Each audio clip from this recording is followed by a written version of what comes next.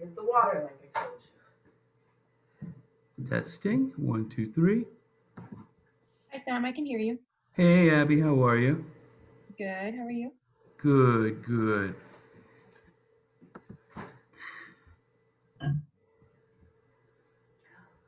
Josh, how are you? Good. How are you doing? Good, Staying good. safe? Let me just make a little change here. Thank you. So, any good pandemic stories? No, we took off. We got out of town. Yes. Let me hit one thing here.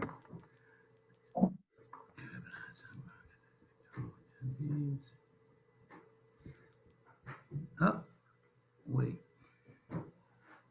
Okay, we're fine. So no, yeah, we decided to get out of town while it was getting pretty hot. So we've been for the last 3.5 weeks up in the mountains in North Carolina. Oh, that's fantastic. It feels like we're in quarantine because we don't see very many people, and it's far to get to things, and so we've just been huddled here, enjoying the weather and enjoying our time. So We've had some very interesting experiences here. One rainstorm, 2 3x3 holes appeared on our ceiling where our roof collapsed. whoa. And then my oldest daughter decided a pandemic was a good time to be vegan. So forget toilet paper, try finding tofu. Let's see here. Let me get my screen up here. I want to share the screen with you guys. Mr. Rosenberg, I see you checked in. Yep, I'm here. Good to see you. Thank you for being here Yep. today. Yep, it was a quick drive. Wasn't bad at all. Let's see here. What did I do? I know. I love these meetings. I told my wife I think these are going to become the norm now. Get too Actually, easy. I hope not. Too I hope easy. not. I hope not. Good afternoon. Good afternoon. How are you, Ms. Gomez? Let me try to say this right. Bogomolni? Bogomolni. Bogomolni. Thank you. I will promise I will do better the rest of it. It's a little slower. You'll make it. You got it. You got it. Thank you for being Thank you for here. having us. We still got a few people checking in, and then I want to share my screen with you guys here. Yeah.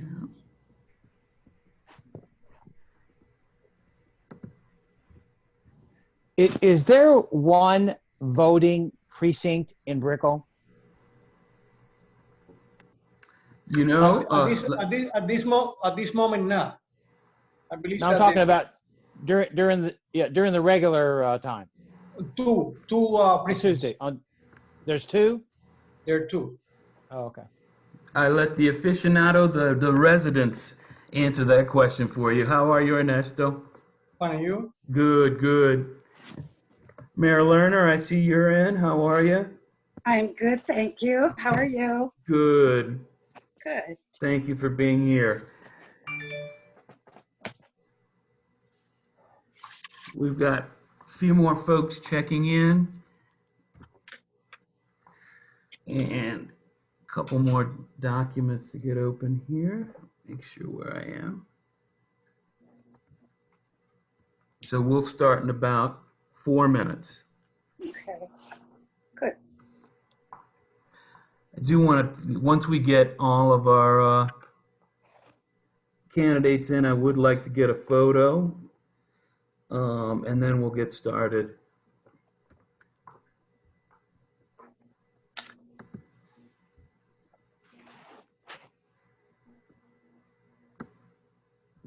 Let me see who I have here.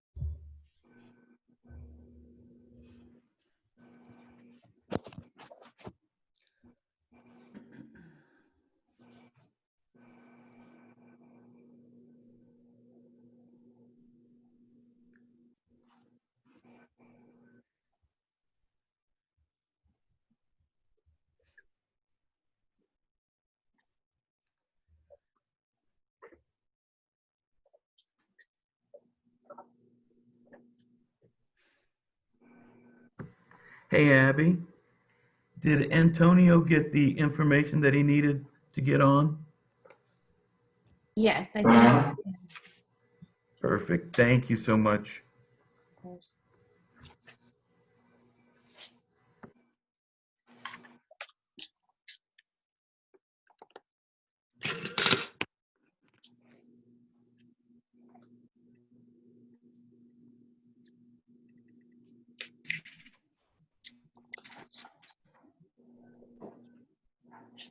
That's all right. If it's like a Zoom, I'm not gonna join. I thought maybe it'd be a Facebook. There's like a Zoom you have to register. No, it's okay. I'll come over. Hi, everybody. Hi. Hi. Hi, Lucia.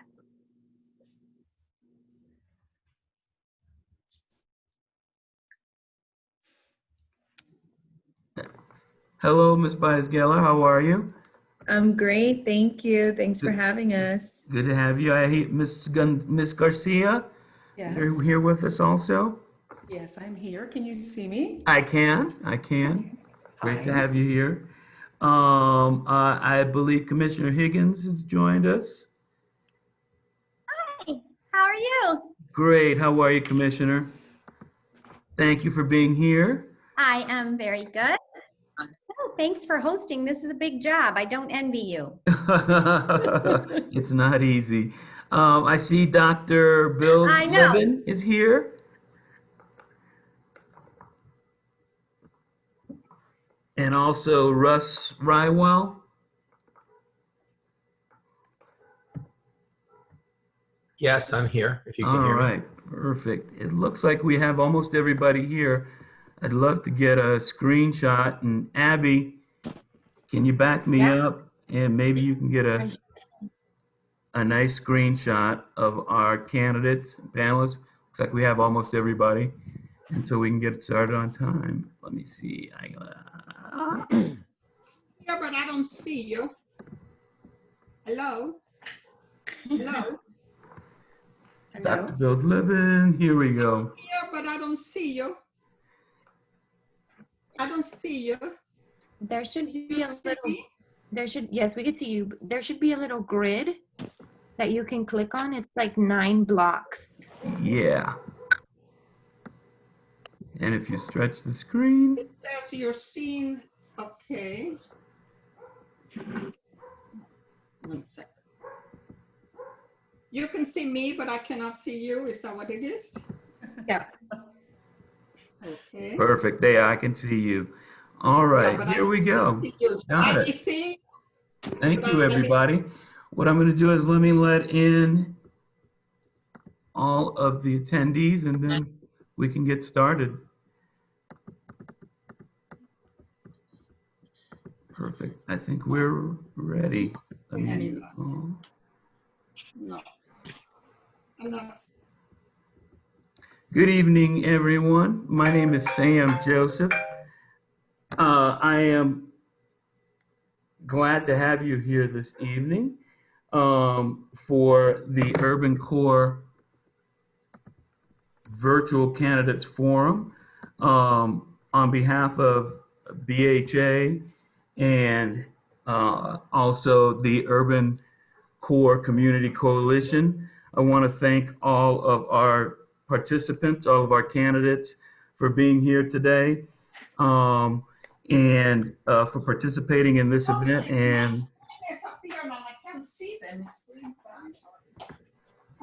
And I wanted to briefly just go over a couple of housekeeping items and a couple of ground rules before we get started. First of all, we are recording today's event, and a copy of this recording will be made available to all of the candidates and anyone who's interested within about 48 hours, first through our YouTube channel, and we'll be sending out links to all of you.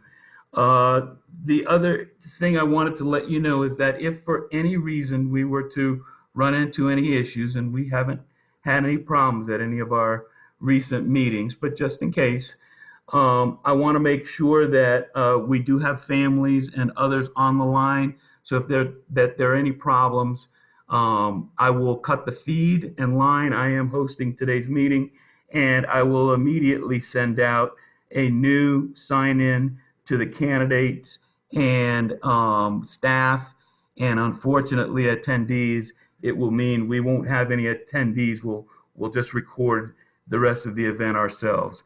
I just do not want to take the chance of having any offensive material potentially with families on the line. Other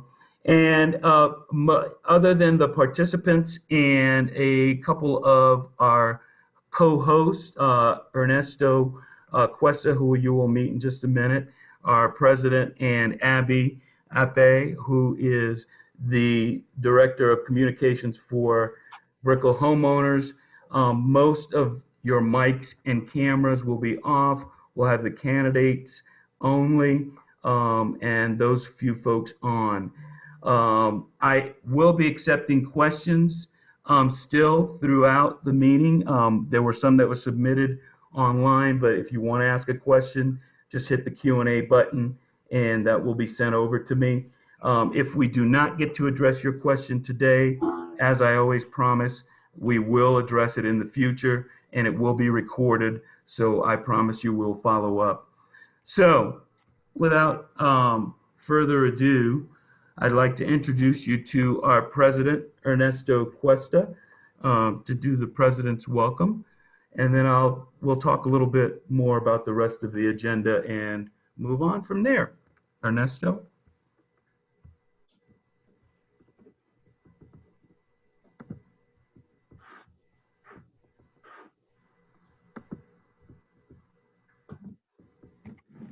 Are you there, Ernesto?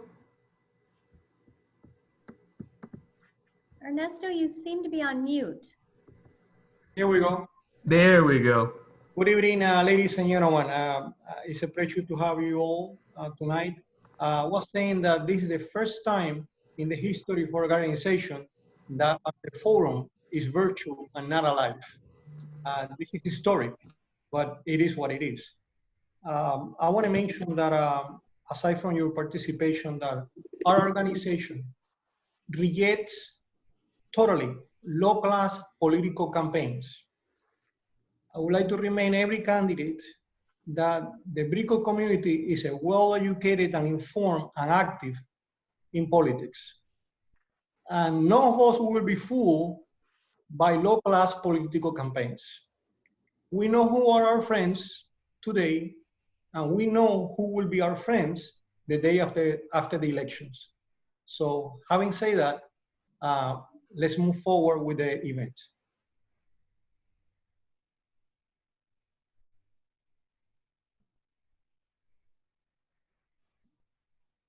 Thank you, Ernesto.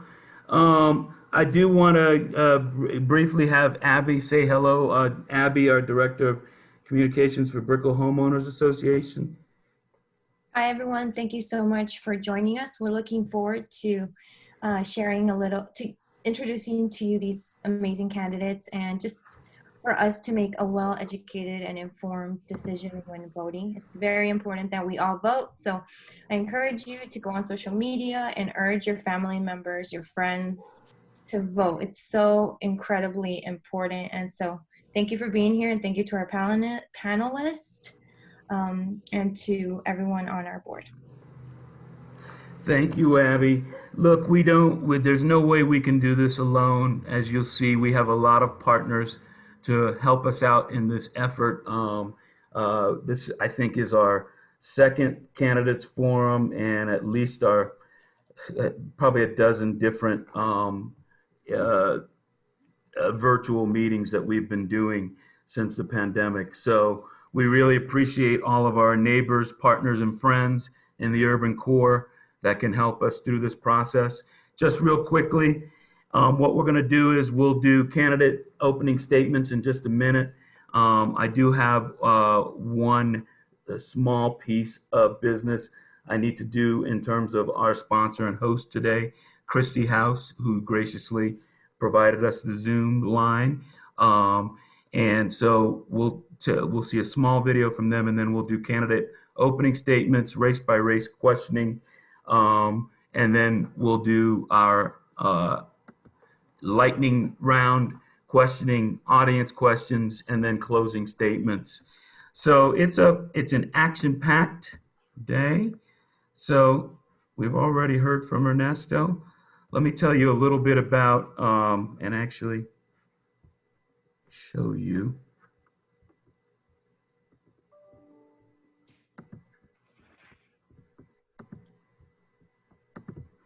Christie House today is the sponsor of our line. For those of you who don't know, Christie House is the child advocacy center for Miami-Dade County.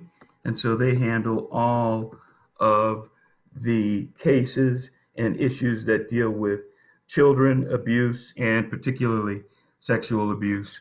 And so especially during this pandemic time, they have a very important message for us. And they thank us for using their line and also spreading the message that even though we may be safe at home from COVID, there are others who are suffering.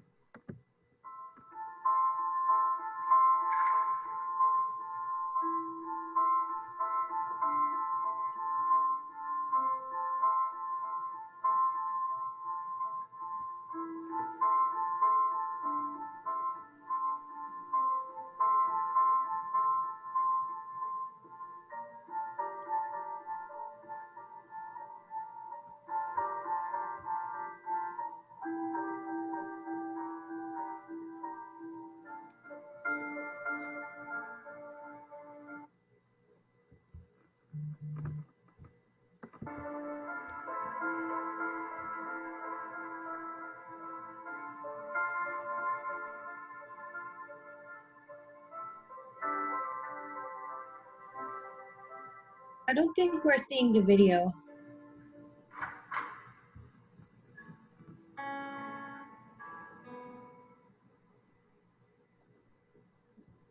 Thank you.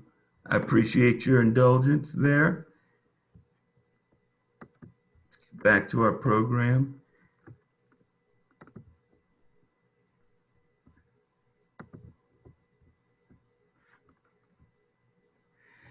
I want to get to the candidate opening statements. And first, I want to make sure that I know we still had a few people who were out. So let me check and make sure what races we were going to. Is the senator here? Yes. All right, here we go. We'll start with candidate opening statements. And I was originally going to start with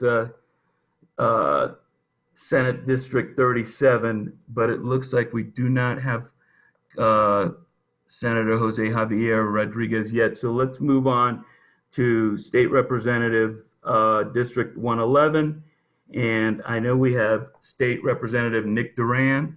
And just so everyone knows, each candidate has 1 minute to do their candidate opening statements, and we'll move race by race. And just so you know who's on deck, after 112, we'll move on to County District 5 Commissioner race. Sam? Yes. Jose Javier Rodriguez is here. He's an attendee and needs to be made a panelist. Oh, okay. I see him. I'm gonna allow him to talk. I'm sorry, Senator. I don't know how you got put over on that side there. Can you hear us? Senator Javier? I can hear you, yes. Can you? All right. I don't know if you can hear me. Can you hear me? I can hear you. Can you guys hear? Can everyone else hear him? Yes. All right. I don't know if you can see me. I cannot see you right now. Let me see if I can. There we go. I'm promoting you to panelist, so we should be able to see you. Senator? Go ahead and take your. There we go. There we go. How are you? I'm good. There you go. So, Senator, thank you for being here. You have the floor. Each candidate has 1 minute. I'll be timing, and you have the floor, Senator. Well, first of all, thank you so much to the Urban Core Community Coalition and the 5 organizations that make up the coalition for what you do. I'm Jose Javier Rodriguez. I have the honor of serving in the Florida legislature, representing much of the urban core and fighting for our residents. My wife and I and the 2 sons that we're raising here in the city of Miami are also affected by many of the issues that we work on together. I am on the ballot this November. I'm asking for your support once again to continue doing right now about the work that we've done in the past and the work that is ahead of us on a whole range of issues that confront us, from the big issues like climate to some of the more local issues like roadway safety, maintaining local control, addressing homelessness, and a whole range of other things that deal with our strategic competitiveness here in Miami-Dade, and making sure that we are doing everything we can for the quality of life of our residents. And again, Jose Javier Rodriguez, look forward to the discussion and your Thank you, questions. Senator. Thank you very much. Now, next on deck is Miss Ileana Garcia, who is running also in the Senate District 37. Ms. Garcia, you have 1 minute.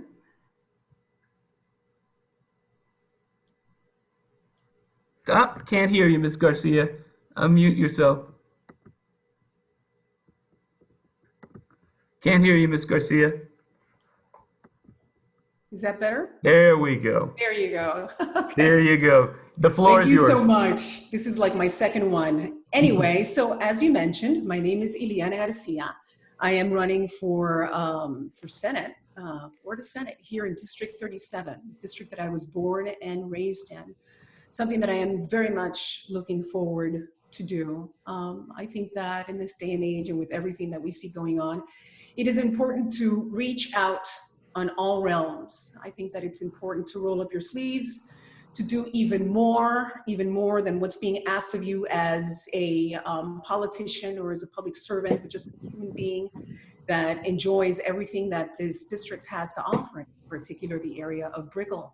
Whether it's small businesses, whether it's hospitality, whether it's some of the situations that we're confronting with regards to conservation of our environment, education, homelessness, affordable housing. I am very much looking forward to working with the legislature up in Tallahassee and making things happen. Thank you. Common sense solutions, that's what I'm here for, and I'm looking forward to it. Thank you, Ms. Garcia. So we'll move on now to Representative District 112. And as I said, we have with us Representative Nick Duran. The floor is yours. Tim, thank you. Good evening, everybody. I thank you to the Brickell Homeowners Association for allowing us to do this and for organizing this. It is good to be with you all. So I am Nick Duran. I represent State House District 112. Includes the urban core, has everything south of Calle Ocho, everything east of 2nd, and all the way to Brickell and the village of Key Biscayne. And as you all know, I've been here for the last 4 years, and we have been working closely together on important issues that I think are unique. The urban core here is unique in that it is the largest, the most condensed population in the state of Florida. There is no other place in the state of Florida that is like this, like this urban core, like Brickell, like where we all live, where you all live and make your homes, where you work. We have issues with respect to the issues that we're dealing with when it comes to COVID and the pandemic in front of us, down to our everyday issues that we're all starting to see as the neighborhood grows, are issues that we have continued to be working on together. I work closely with our senator, I work closely with our congresswoman and all our local elected officials, and we have a lot of challenges in front of us, a lot of expertise and experience. Thank you, Representative. Appreciate you being here. Unfortunately, Miss Palomino could not join us at the last minute. She did want me to mention that she is very interested, obviously, in our issues and neighborhood issues because she lives in the area, and that if you'd want to learn a little bit more about her, you could go to her campaign website. Other than that, we did not hear from any other candidates in the District 112 race. So Representative Duran, you're going to have to pull the water for everyone this evening in your race. We're going to move on to Miami-Dade County Commission, District 5, and we'll start out with Commissioner Eileen Higgins. The floor is yours. Thank you, Sam. Hi, everybody. It's great to be here with the people who live, work, and play in the urban core like me. I'm honored to have been your commissioner for the past 2 years. My priorities that I ran on and you trusted me with then are the same as the ones I have now, but they matter more because of COVID. Like housing affordability.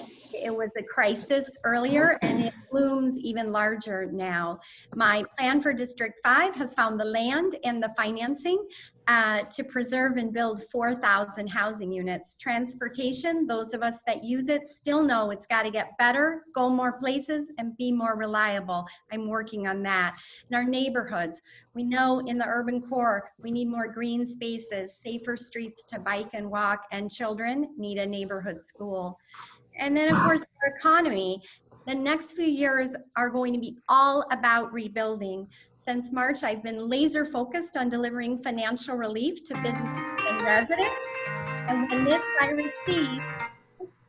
virus seeds, government has to be ready with infrastructure projects to put people back to work. And I am up to the task and ready to serve. And I would love to Thank you, Commissioner. Thank you, Commissioner. All right, next up on deck, I think he is here, Mr. Soliman. Miguel Soliman. I thought I saw.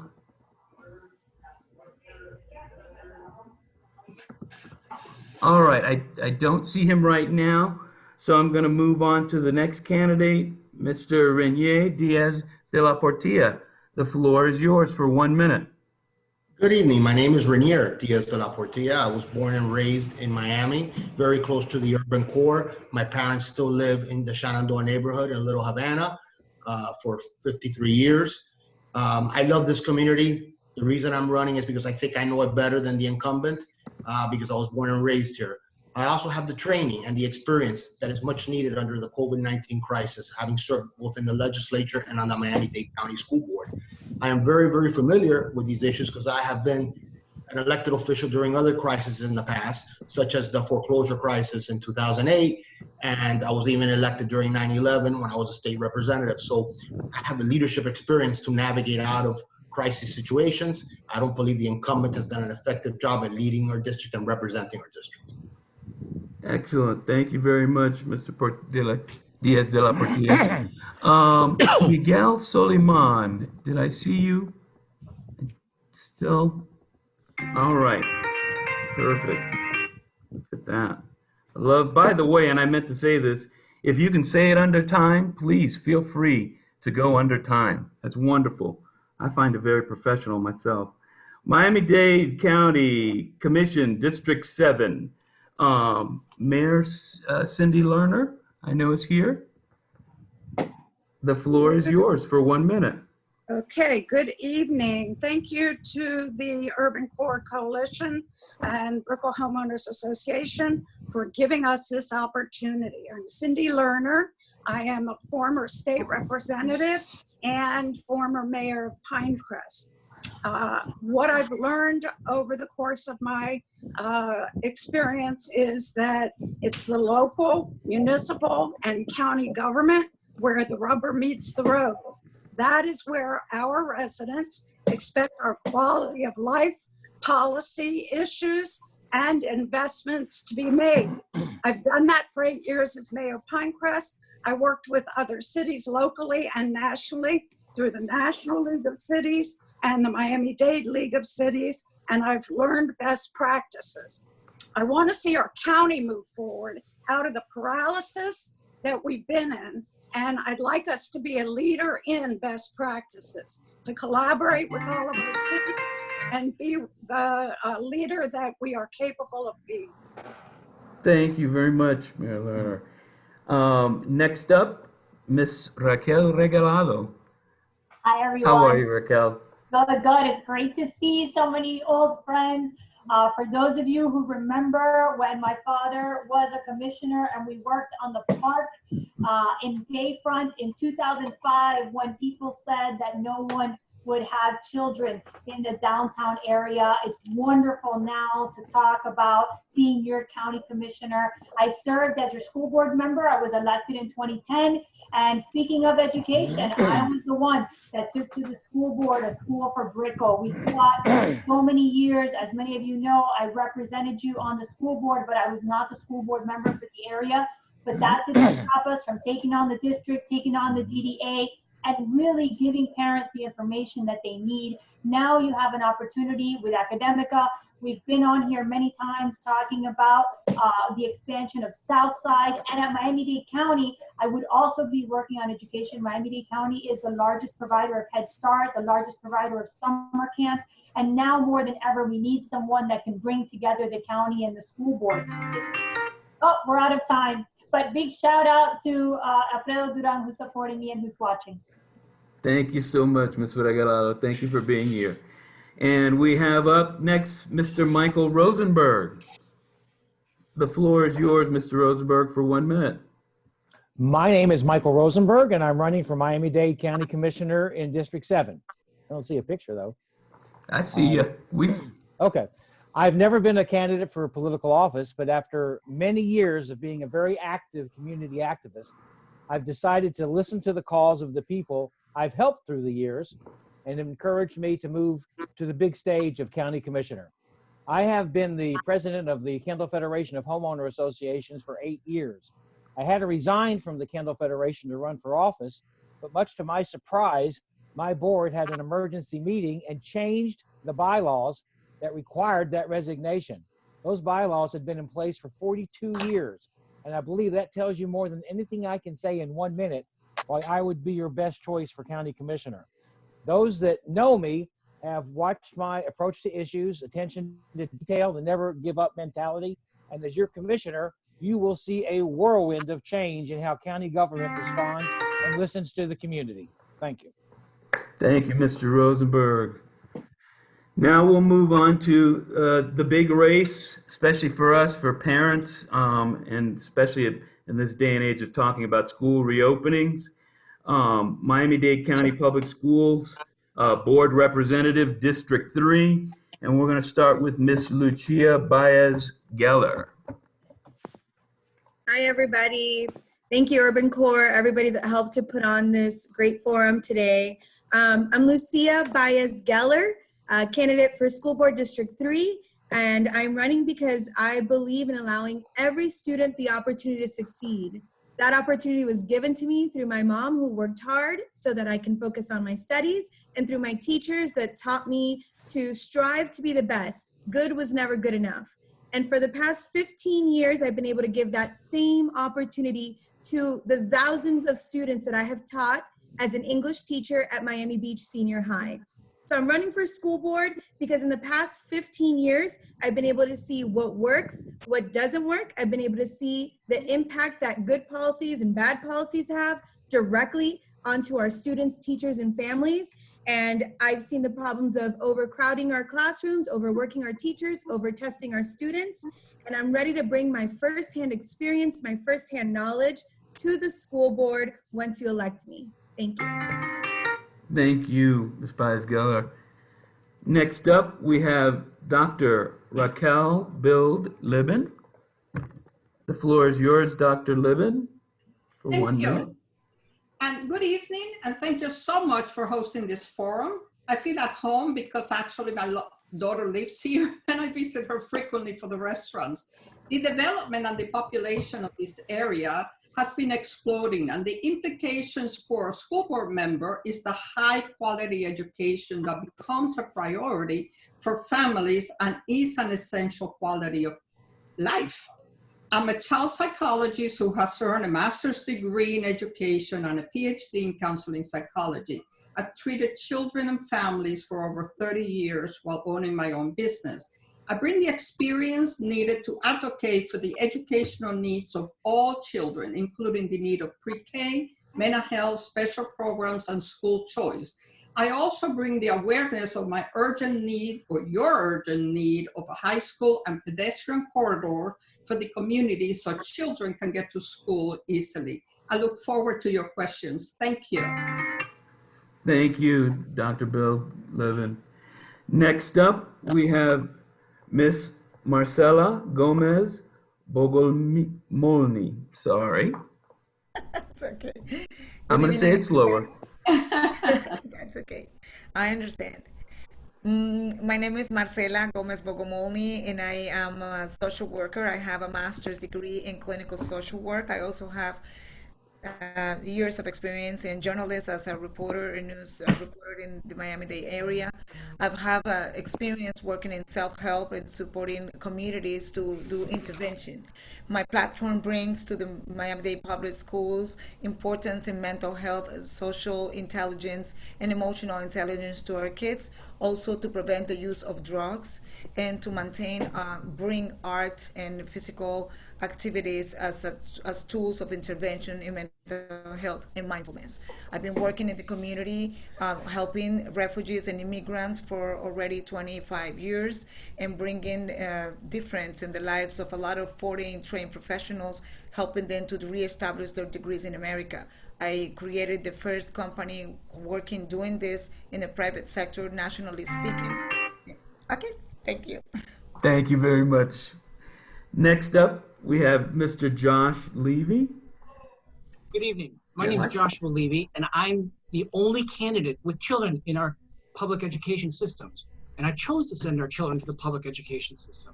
Normally, I would go about doing my spiel, my resume about being on the Quality of Education Committee, being elected feeder pattern rep, but I'm going to do something different tonight. I want you to meet my family. This is my wife, Nicole, and here are my two children who are going to 8th and 10th grade, Vanessa and Alexander. Say hi, everybody. Hi. And the reason I'm introducing my family is because I'm a parent who has worked tirelessly to improve our public education system. It is something special to elect a parent who actually has kids in our school, who's got skin in the game. Sam, I remember when you and I sat on a bench and we kept talking for 2 hours about the issues facing Brickell parents. So we talked about how right now there's 7,000 seats available for students, but there's 13,000 students. By 2030, there's going to be 23,000 students. I am the advocate who's going to get you your schools. It upsets me when someone like Christina Alessi, who has lived in this area for 20 years and was a treasurer, says the needs of the families and parents are neglected. I will not neglect you. Vote Joshua Levy, 373. Thank you very much. Thank you, Mr. Levy. And last but not least, Mr. Russ Rywell. Floor is yours, Mr. Rywell. Oh, can't hear you, Mr. Rywell. You gotta unmute you. There you go. Okay. Thank you. My name is Russ Rywell. I grew up down here. I went through the public school system, graduated from Miami Beach Senior High, went off to RPI and MIT, got a good education, went to Singapore, ran a multi-million-dollar business for Citigroup. And then when my daughter was born, I wanted to give back, give her the same kind of life. I moved back here to the beach, but before I lived on the beach, I actually lived on South Miami Avenue by Vizcaya. So I know your area well. And what I've seen over time is a incredible emphasis on standardized testing that I know as a geometry teacher versus the critical thinking skills and communication skills that I teach as a debate teacher. And that has to change if we want our kids to succeed. We also need community engagement. I've been past president of the Alumni Association and raised over $150,000 in scholarships. I want to work with your community and solve your problems and get your kids the quality education they need. Thank you. Thank you, Mr. Rywell. Right on time. Perfect. So, ladies and gentlemen, those are your candidates. Some pretty impressive people. What we want to do is we want to move into the race-by-race questioning. And the way this is going to work is we've got about anywhere from 5 to 10 minutes per race, depending on the length of your answers to the questions. And we'll start out with the State Senate District 37 race with Senator Rodriguez and Miss Garcia. And what we'll do is, since the senator was the first to speak, we'll give Miss Garcia, we'll give you the opportunity to answer the first question. Let me get my screen up here. So the first question that I have here is, and actually this is pretty appropriate. During the COVID-19 pandemic, South Floridians and other Americans have witnessed the failure of their government and public servants that they elected at every level. It's been pretty much a gross incompetence that's only enhanced the mistrust and disdain and apathy that people have for government. Working with your colleagues in Tallahassee, should you be elected, locally and nationally, what will you do to help restore the people's faith in their government and their public servants? Well, giving merits and demerits where they're supposed to be, I think that a lot of that responsibility also falls upon the media. I think that with regard media regarding good information and misinformation. So with that said, one of the vital things for me as a communications person is making sure that the message gets across correctly, that the message and the messenger goes out to convey and do exactly what he or she was elected for. I think that some of the perhaps lack of confidence, I want to use positive words, reinforcement in this situation, considering it's a difficult situation for us now, comes because of the fact that either we become too comfortable in the position or we don't do above and beyond. One of the things that I can tell you that I enjoy is going above and beyond. It's above and beyond the grandstanding, it's above and beyond the kudos, it's about connecting the dots together at local, state, national level, to make sure that everyone within the district, regardless of political ideology, because that's another thing that I think has set in and has sort of distorted the whole situation even more so. The political ideology and media narrative taking hold and creating uncertainty. Thank you. The important thing at this point is to remain focused, to know that there is a goal in mind, and the goal is to make sure that small businesses, whether Thank you, Ms. Garcia. hospitality, tourist related, anything, moves forward versus become a destructive scenario for anyone and everyone that aspires to become any type of political servant in the future. So with that said, one of the most important things. Thank you, Ms. Garcia. Thank you. Was it a minute? Was it a couple of minutes? It was over a minute. It was over a minute. And I want to make sure we get in because we got a lot of questions. Senator?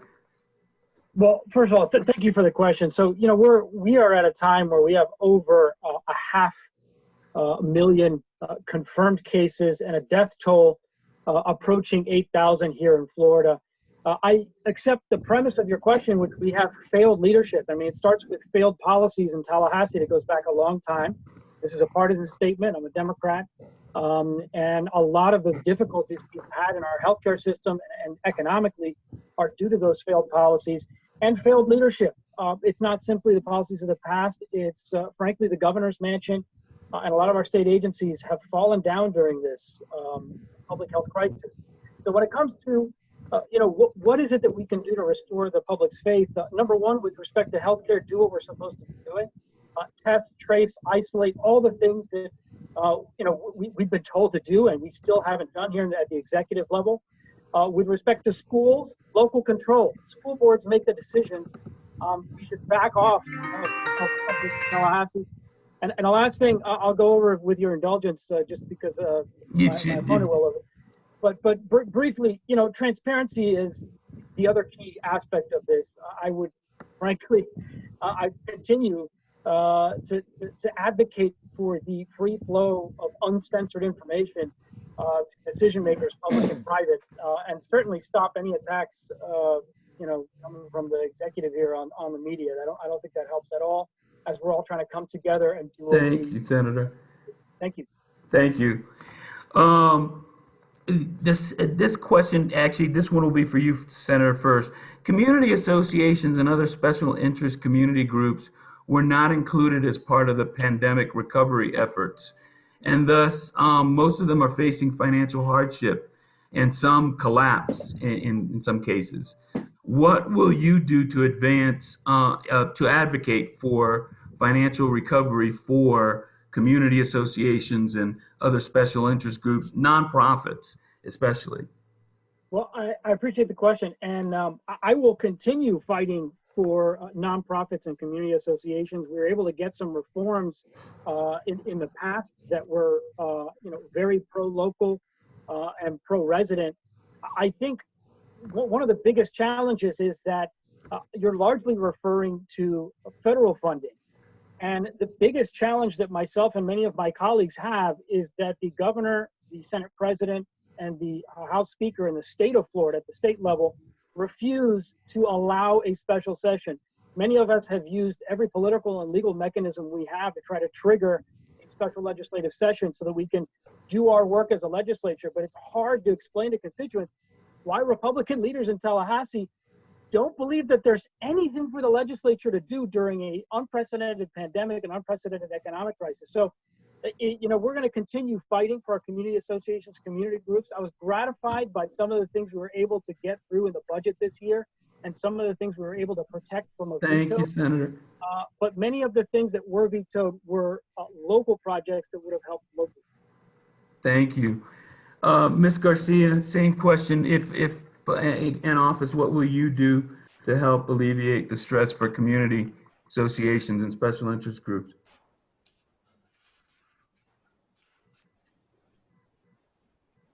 Ms. Garcia?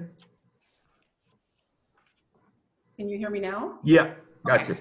I think that the most important thing is the fact that there hasn't been a lot of dollars that have been brought to the district to begin with. And even more so now, it's become a very difficult situation when you have people, due to political ideology or capriciousness, wanting to shut down businesses without bringing solutions to the table and constantly blaming upper level government or management or whatever you want to call it for everything that hasn't gone on in the last couple of years within your own district is a problem per se. One of the things that I definitely will do is roll up my sleeves, make sure that money gets down here, whether it's infrastructure, whether it's businesses.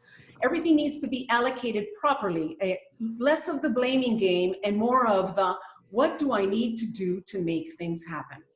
The current senator has every single right to want to point out the problem, but what have been the solutions?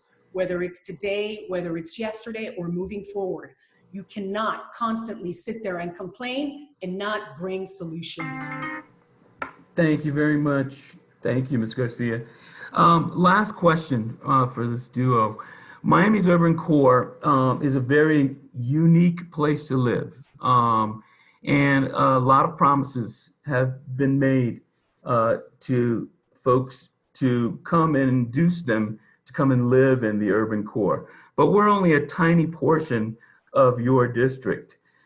So how do we not get lost in your portfolio? How do we not lose you as an absentee representative? You speaking to me? We'll start with Ms. Garcia. Okay. Well, first and foremost, when you fly into Miami, Florida, the first impression that you get is that of Brickell. So it is as vital as the rest of the district. As a matter of fact, it's part of the access of tourism. Everyone wants to come here and everyone wants to go and walk Brickell and go to Lolita's, and everyone wants an apartment with a view to the ocean.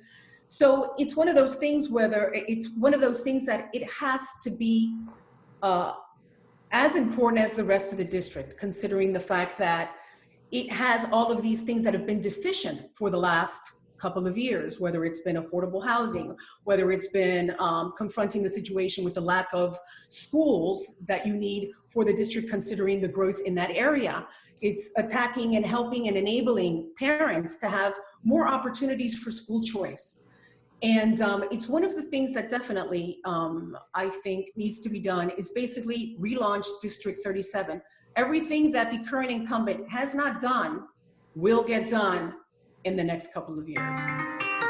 Thank you so much. Senator, you know the district well. You've been serving in it, and we know you well. So tell us how you maintain the relationships.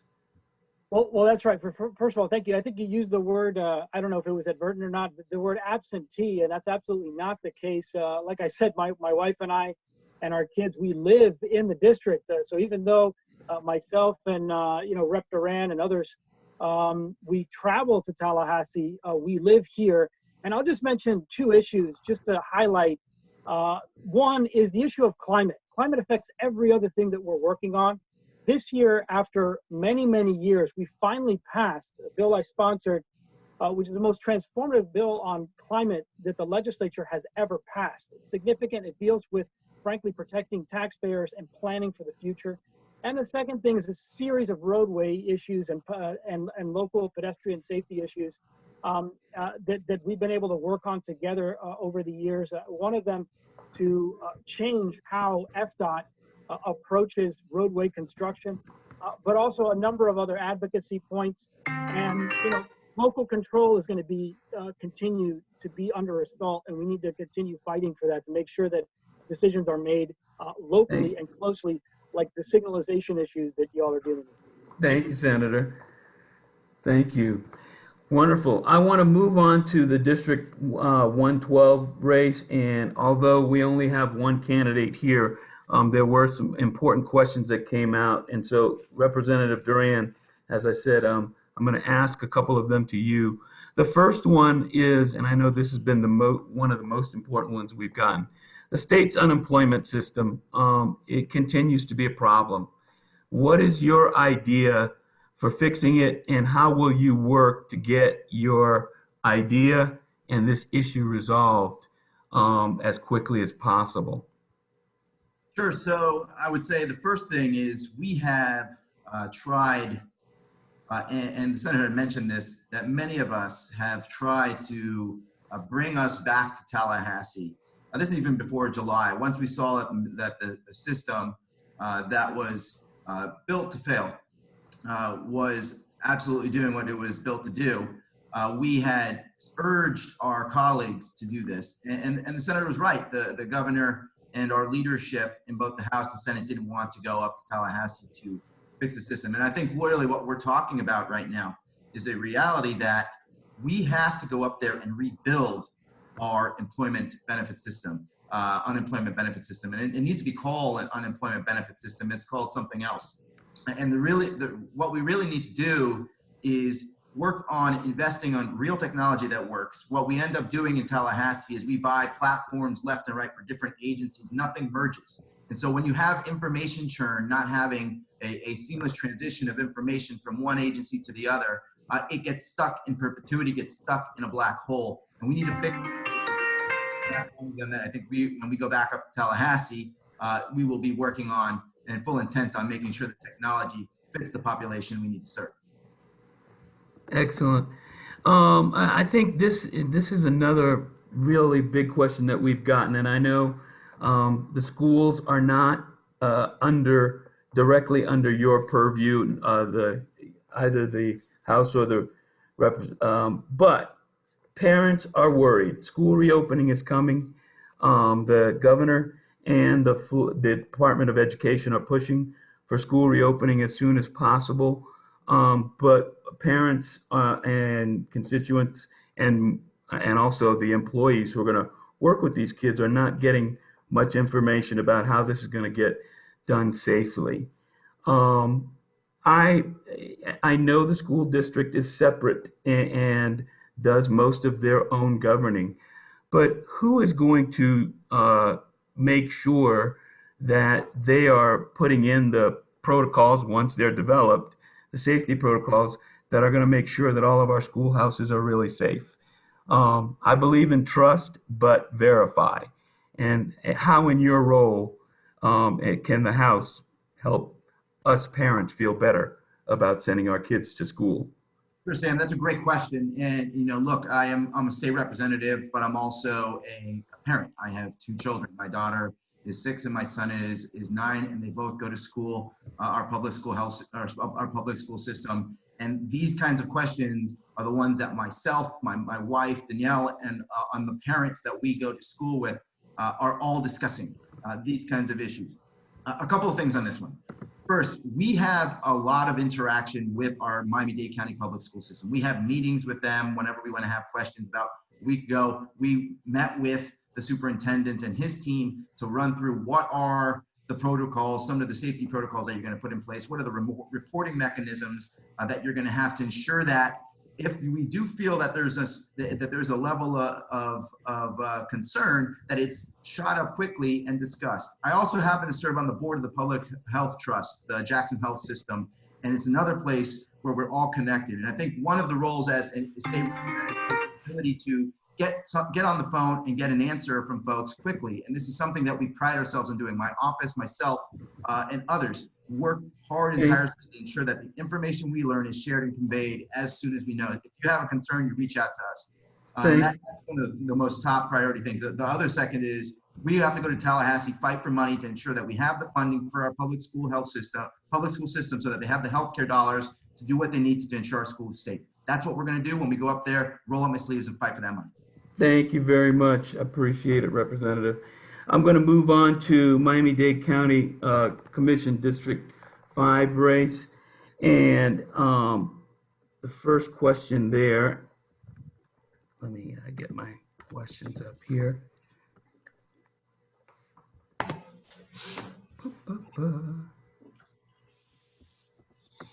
Here we go. Since 2016, the residents of West Brickell have been requesting the development of a pocket playground park to be located under their local Metro Mover station. What will you do to see this important community project is completed as soon as possible? And let's start with Mr. Diaz de la Portilla. It's very simple. We have to extract more from the developers who are building and profiting from development in the urban core. We have to demand more impact fees need to stay in the community. My understanding is that we're talking about $5 million that need to be raised for the creation of this park or maybe additional parks. And I think that's very, very doable if we demand more of developers. As your county commissioner, I will do that. Excellent, thank you. Commissioner Higgins? Yes. Well, as you know, I have one Metro Mover station already in the planning process to be made into a park, and so this would be the second one. There is an opportunity because it is so close to the river, and we have some general obligation bond money that is older, that could be repurposed to work on that area. And what we're doing now is similar to what we've done with the underline, is not the First Street Metro Mover station. We're working with the FTA to make sure they're able to give us the permissions to be able to use the space under this transit way. And get those approvals, work that out, and then we can easily move to the next Metro Mover stop after that.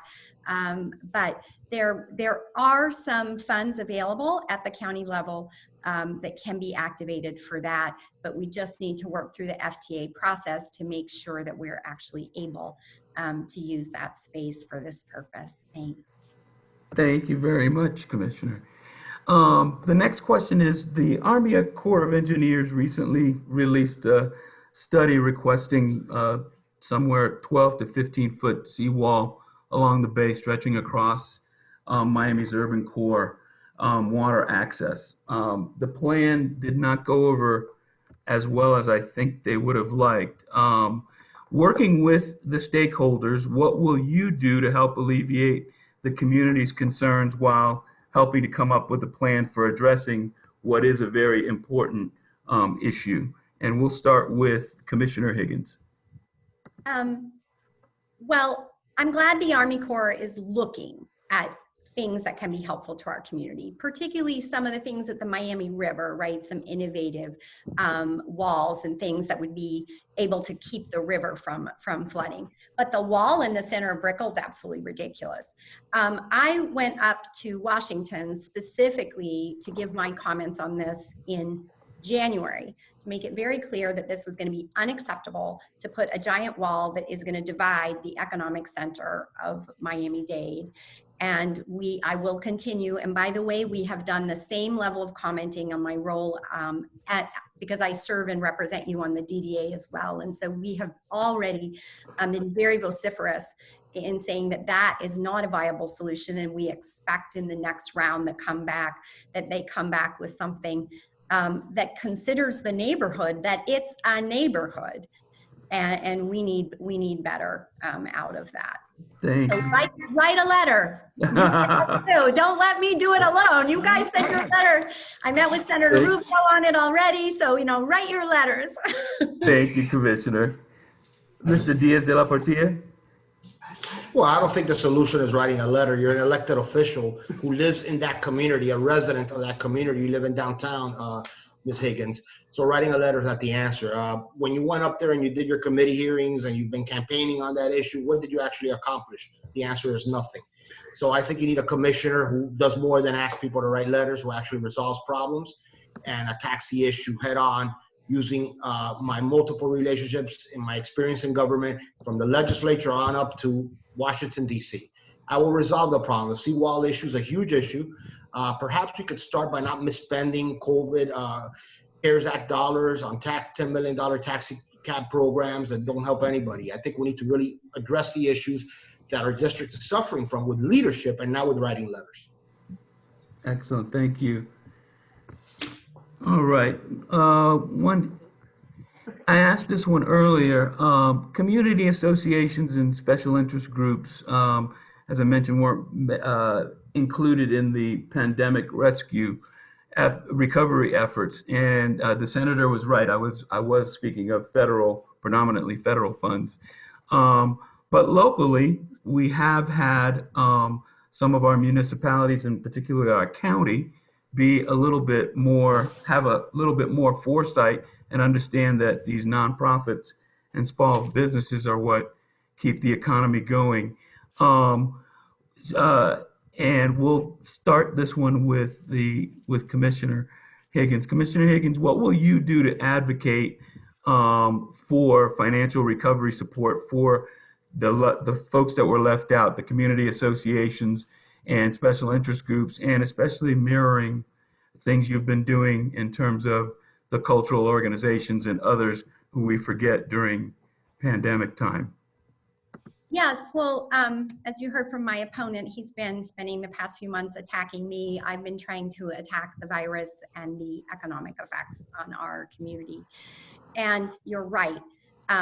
Our community organizations and our condos associations got left out of the federal program. And I have spoken with our day delegation up there many times about trying to get that into the next package.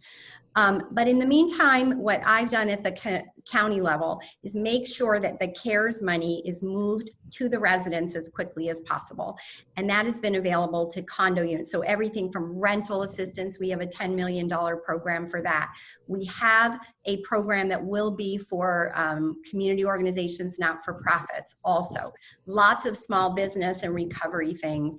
And then, quite frankly, a lot of times the community organizations, the community associations, they're struggling because their residents are struggling.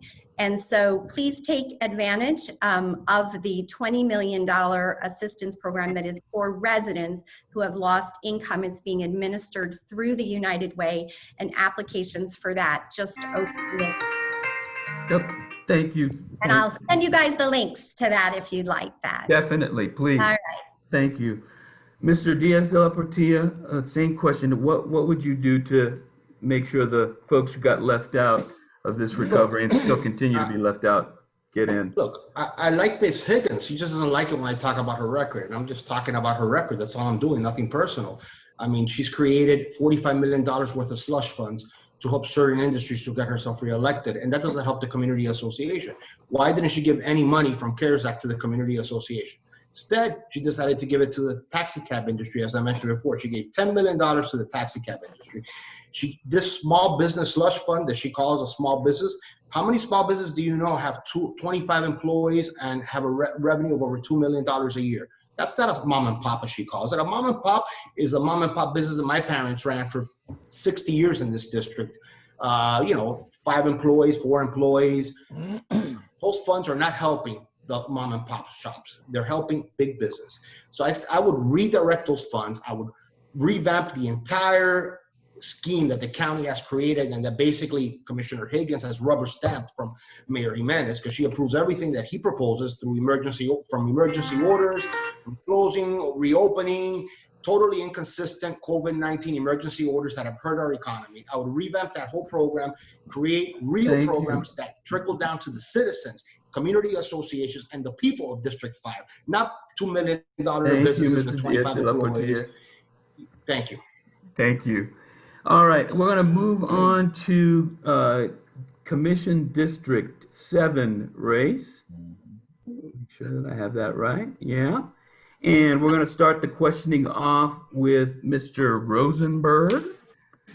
And the first question for you will be, if elected, what will you do to assure that every vote in Miami-Dade County will be counted during this pandemic election season? Well, I do not work in the election department, and I don't work for Ms. Christina White, but I have talked to her extensively about the ballots that come in, and a big concern. I have faith in the mail-in ballot system, but in 2018, a lot of the ballots came in after the election was over, and those ballots, there were 3,000 or 4,000 of them, and they're not opened or count toward the election because the election's over, and if it's not, if they don't feel there's going to be an impact, these ballots that come in late are they're just lost. They get returned back to the voter, and so I believe they have to create a cutoff that's sooner than what it is now, so that these votes can count. I mean, you can check online and check your ballot, but they need to have the cutoff be sooner to get the votes there earlier. Thank you. Ms. Regalado, same question. In your role, what will you do to make sure that every vote in Miami-Dade County is counted? Well, as many of you know, I'm on the radio every day, and we've been talking to people about how important it is to vote and that it's safe to vote. AB, we have a lot of buildings in Miami-Dade County where seniors are used to just going downstairs because historically they have a precinct in the affordable housing in Miami-Dade County. So it's really been challenging to get them to trust AB ballots. So we've been giving them information about how you can track it, how you can take it directly to the elections department. You know, we've been keeping our seniors safer at home, and we want to continue doing that. So I've been working with several organizations to educate people about how they can vote and how to safely vote in a pandemic. The Miami-Dade County, the Board of County Commissioners does have a lot to do with the elections department. We're the ones that approve the budget. The Miami-Dade County Board of County Commissioners also were the ones that approved the mail out that went to everyone and gave them the opportunity of requesting it by mail. And I think it is a wonderful first step. So I will be one of the commissioners, hopefully representing you, that will be pushing these initiatives and ensuring that more people vote. Thank you very much, Ms. Regalado. Mayor Lerner, same question. So we're faced with a new way of getting the vote out. Those of us who've been campaigning have felt like we're trying to reach out to voters with our hands tied behind our back. And I think that this August vote will be a good trial run to see whether or not people do feel comfortable. So far, there's a tremendous number of vote by mail ballots, more than ever before. More people are voting at early vote than were expected. The feedback that people are providing after the experience of the vote is going to be critically important. Transparency of the process is critically important, and people having confidence that the vote by mail process is one that keeps them safe and can still get their vote in, or the early vote as well. So we'll see after this August election how well it goes. Thank you, Ileana. This next question is actually a repeat of one that I mentioned in an earlier race. As I mentioned, both the governor and Florida Department of Education are very much insistent on schools reopening this fall and as early as possible. The county actually works the closest with the Miami-Dade County School District. So what will you do in your role to trust but verify for your constituents and the community that our schoolhouses are safe for our children and those charged with their care? Let's start with Mayor Lerner. So there is a prior relationship between the county and the school district in terms of safety, and it has to do with the problems after the Sandy Hook. There was a task force that came together, and law enforcement worked with the county and the school district. This time, what's critical is that the medical community work with the county and the school district to assure that the protocols are in place and that parents feel comfortable and confident. The contact tracing, the distancing, all of that has to be something that parents and teachers will feel comfortable and confident in, but it's going to be important that the county fulfill its responsibility to ensure the health aspect is something that they can deliver. Thank you very much. Ms. Regalado? I was a school board member when Sandy Hook. I was actually part of that task force, and Miami-Dade County did not help the school district. And sadly, one of the reasons that I'm running and one of the reasons that I received the endorsement of the Miami Herald for this race is because I was a school board member. I did this work. I had MOUs with all of our cities, and I ran in 2016 because the county would not help the school system. So the first thing they did wrong was the report. The McKinsey report does not line up with the state and what the school board is doing. We need to move from colors to phases so that it can make sense for parents. I'm also the only candidate that has children in our schools. I chose virtual for my children, even though I'm a school board member, because it's simply not safe. And one of the things that I would be doing as a county commissioner is offering our spaces. This is about numbers, and all the parents that are watching that had to do this and had to sit there and make this difficult decision. I'm a working parent. I can work from home. I'm going to have my children here with me. Many of you that are watching are doing the same, but the county can provide space and the county can work with the district, and I plan to be at the front of that so that the children who are children of indispensable workers, people who have to go to school, our early start program, they have that opportunity. Thank you very much, Mr. Regalado. Mr. Rosenberg, same question. My daughter's been teaching 15 years. She has a child going into the 4th grade and into the 1st grade, and she is dying for her children to go back to school. And she wants to do it. But in talking with her friends, you get the same, there's no way I'm sending my children back to school. So as a commissioner in county government, the best I could possibly do is make the schools as safe as possible, share the rules with everybody that would be going back to school. And then at the end of the day, the parents have the choice. It's similar to making our roads be safe. You know, we make our roads as safe as possible. We make our cars as safe as possible. And at the end of the day, we have choices. And this is a terrible choice about going back to school or not. But at the end of the day, parents have to make the final decision how they can do it. Perfect. Thank you. I'm going to move on to the next race because we still have more questioning for all of you. Our last and our biggest race, the Miami-Dade County Public Schools Board Representative District 3. And we'll start the questioning off with Mr. Rywell.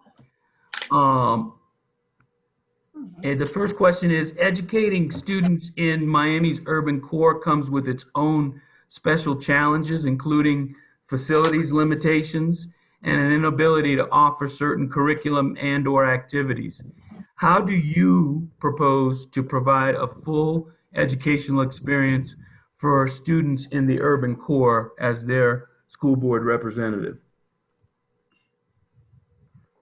Before I start the clock, can you tell me how long I have for the answer? You have up to a minute. Thank you. So this is a great question. Thank you for asking me this question. It's very important because you are a unique community. And I actually spent some time and went to Southside with Dr. Karp on STEAM night, and I saw some amazing things that were going on there. And I think that that's the kind of stuff we need, where we have community partnerships. They had actually an organic garden and a chef there from the community that was working. The kids had all these STEAM projects. It was really a very impressive use of space and the idea of the museum magnet. The problem that you have is that Southside is already overcrowded, and it's been consistently overcrowded, even with the projected building. And you guys basically are the second highest per square footage value in the district, and you're not getting the seats that you need. So I like what's going on curricular-wise at Southside, but you need more building and more schools for more students to give you your fair share for your tax dollars. Thank you. Next, let's go to Mr. Levy, Joshua Levy. Yes. Great question, and thank you for asking it. This brings up why I'm uniquely qualified for this position. In addition to having kids in our public schools and I know what's going on with the curriculum, I also served as vice chair of the Chamber of Commerce. So I bring the businesses involved in helping us get what we need in our schools. I also sit on what's called the Quality of Education Committee for the city of Miami Beach, which is a partnership between the schools at the city, the schools of the city of Miami Beach and the Miami-Dade County Public Schools. And we've been able to do some amazing things in terms of bringing arts, bringing music, theater to our classrooms. What's going to be especially difficult is what's going to happen in the fall other races have talked about the virus and opening up schools. But as a parent, I just want to add to what was already said, is that thankfully for all the parents out there who want to know, we are not using the same system. I know the lack of learning that occurred in the spring, and we are going to a whole new system of K-12, and I urge you to go on my website and you can play around with K-12 in the new system and get a feel for it. Thank you, Mr. Levy. Ms. Gomez-Bogomolni? You did it better this time. A little bit better every time. Okay, great. Well, I hear you when you talk about space, and I also I'm really happy with Southside Elementary, because this is the kind of school from all the schools in our district is probably the one closest to what I want to bring to the community, mindfulness and programs like this. So curriculum-wise, I love it, and I also been investigated it. I also have the experience to speak to the principal before, but then we have to look for space. And I actually heard the proposal Mrs. Regalado mentioned, which is having partnerships with the county in other areas where we can actually look for spaces, because this is basically the issue that I understand we are having in our area here in Common Core. So basically, what I would do, which I am very good at, is looking for partnerships around the community so we can look for the spaces for you guys to stop being overcrowded. It's because curriculum-wise and in other areas, it's very good at school. It's just that we need to open our arms to have the space available for our kids. And the proposal for Mrs. Regalado was awesome. Thank you very much. Dr. Bild-Libbin? Thank you for the question. Actually, Southside is just a wonderful little school that has become overwhelmed with many more students than we ever anticipated based on the numbers of families that were in your area. I think we're going to need to eventually be able to either move some of the magnet programs away from the school to a neighborhood place, and we're going to be able to perhaps, besides community partnerships, think of what other space we need from the Miami-Dade County Public School System of land that perhaps they own, you know, not right there, but close by, because I've also had long discussions with Dr. Clark concerning this, and that school was actually not as many students there until we brought that magnet program into it, which is a wonderful program, but it does take away from the places and the seats of your neighborhood kids. So I think this is a multifaceted program, a multifaceted problem that is going to be many different solutions, but eventually you're going to need to expand your school, and you're going to need to expand the educational choices within the school with all the partnerships that exist in the area. Thank you. Thank you. And last but not least, Ms. Baez-Geller. Thank you. Well, in speaking with all of you here in the Urban Core, the constituents, and being part of the forum in October, I've realized that everybody wants to live and work here in the Urban Core, as you should. That's what makes you special. But there is definitely more that we can do in terms of our education system and physically expanding the amount of room for our schools, but also in expanding the available spaces for our children to roam and be in open spaces and in parks. So we need to continue making compacts between the school board and the city of Brickell, the community here, so that we can make sure that our schools can keep up with the increase in capacity. But in addition to that, I also want to ensure that we have unique options for curriculum. As we've all said, Southside is a gem. It's a magnet school. It's a museum curriculum school. It's great. And we want to make sure that our parents know of what other options for curriculum are available so we can be including these into our schools. Perfect. Thank you. Most of the public schools in Miami's urban core are still, unfortunately, chronically low enrolled and underperforming. Yes, we're getting some new schools built too, hopefully within the next couple of years, but we're not going to build our way out of the seats need that we have. How, in your role, will you ensure that the urban core feeder pattern has comparable excellence throughout, from Southside and IPrep versus Dunbar Elementary and Jose de Diego? How do we make sure they're equally high quality schools? And how will you work to do that? Let's start with Ms. Baez-Geller. Yes, and I've spent time in most parts of this district, and what we've learned is that we cannot have a one-size-fits-all approach when we're talking about making our schools and giving students a world-class education. We want to make sure student success is at the core of everything, but we also want to make sure that we're in touch with our community stakeholders to remain focused on the unique needs of each community. And that means talking to the HOAs, talking to the city officials, and ensuring that we are, first of all, complying with all the mandates, because we know that there's a lot of regulations, especially for special education, that we need to be keeping up with. We also want to make sure that post-secondary, once our children leave us and go out into the real world, that we've given them enough hands-on learning and opportunities so that our parents feel comfortable that we have prepared their students for what's out there. But the strengths and the diversity of this area is always going to be a priority, and keeping that mutual communication between the school board and the stakeholders is going to be how we're going to have progress. Perfect. Thank you, Ms. Geller. And Dr. Bild-Libbin?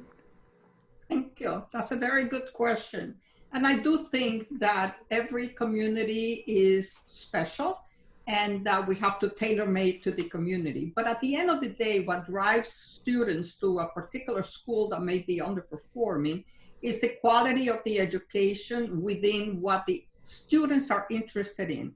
For example, the academies that exist where they may be doing aviation, or they may be doing now more of the trade, so they may be doing more of engineering. When we find what are the students in that community mostly interested in, and we can do special programs for them, I think people go to those schools because the special offerings that are being done. And I think that is one way to get students to go more to those schools. And also the underperforming that occurs many times, hopefully now, through the technology that is being one of the side effects of the pandemic, may make a difference in bringing and closing that achievement gap. Thank you. Perfect. The last question for you guys is, oh, I'm sorry, next. I'm sorry, Ms. Gomez-Bogomolni. Okay, in order, thank you for the question. It's quite important. Based on the differences we have in the population and the concern that I hear from you and from your community in terms of keeping the excellence of the quality in the schools, I understand as a social worker that I am that it is important to empower also those that are less fortunate, because those are the ones that need to be up level so we can maintain the excellence we already have in some of the schools and some part of the population. So I understand that your families and the kids are receiving or have good education, but you want to maintain it that way. So in order to maintain it that way and not bringing inefficiencies on the schools, in the schools curriculum, we need to empower those that are not as fortunate or those that are not as in the level. So for me, I would work directly to maintain, but also to help those that we consider need some more help, so this area will not be affected. Thank you. Mr. Levy? Sam, great question. And again, we discussed this when you and I met, and I wish I had a lot more time than a minute to say what I have to say. And the first thing that I would do is establish a quality of education, because that's the basis and the purpose of the Quality of Education Committee for the City of Miami Beach, is to enhance our students' educational experience. We need to work on retention for teachers as well. As president of the Miami Beach Bar Association, I saw a need for an after-school law program. And now the senior high school is going to have lawyers come in to provide internships, mentorships, and college scholarship money. And finally, I think we need to revamp our entire way we teach our children. We need to teach them creative thinking and knowledge so they understand the events, not just because they're memorizing for one answer. I was a history major in college, and I couldn't wait for my daughters to take AP history. And when they did, all they were doing is they weren't learning history. They were just memorizing for a test. I asked my daughter where she learned more, from Hamilton at school or in the play, and she said the play. We need to fundamentally change that, and that's how we get. Thank you. Thank you, Mr. Levy. And Mr. Rywell.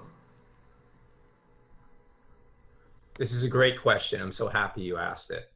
The feeder pattern takes you guys up through right now Shenandoah and Booker T. I have some knowledge of Booker T through a student exchange program that was at Ransom Everglades. I met a lot of the Booker T students, and I saw the way that when they swapped the students, they interacted. So here's what I can tell you. We need to have funding for this school. We need to use the chance of utilizing it for social distancing to try to get that funding. But most importantly, these are the things that they noticed. Kids at Ransom had snacks. Kids at Ransom had breaks. These are not hard things to do. We need to fund these schools. We need to set high expectations. When you tell a student you're not going to succeed, they don't succeed. When you tell them they can, when you give them positive reinforcement, when you give them resources like the STEAM program, community partnerships are important. Just like what we did in Miami Beach with bringing in STEAM to the school, we can do that in your feeder pattern and make everybody be proud of their school. Thank you. Thank you, Mr. Rywell. Last question for this group, and I think, again, it's the most important question that you're going to face because you're the closest to the most precious thing that we all have in our lives as parents, our kids. Look, I am a parent of a Miami-Dade County Public School child, and I can tell you that enhance safety protocols worry me because it's hard to maintain the current safety protocols and health protocols in the schools. I mean, I'm sending toilet paper in with my child. I'm sending in toilet tissue, tissue.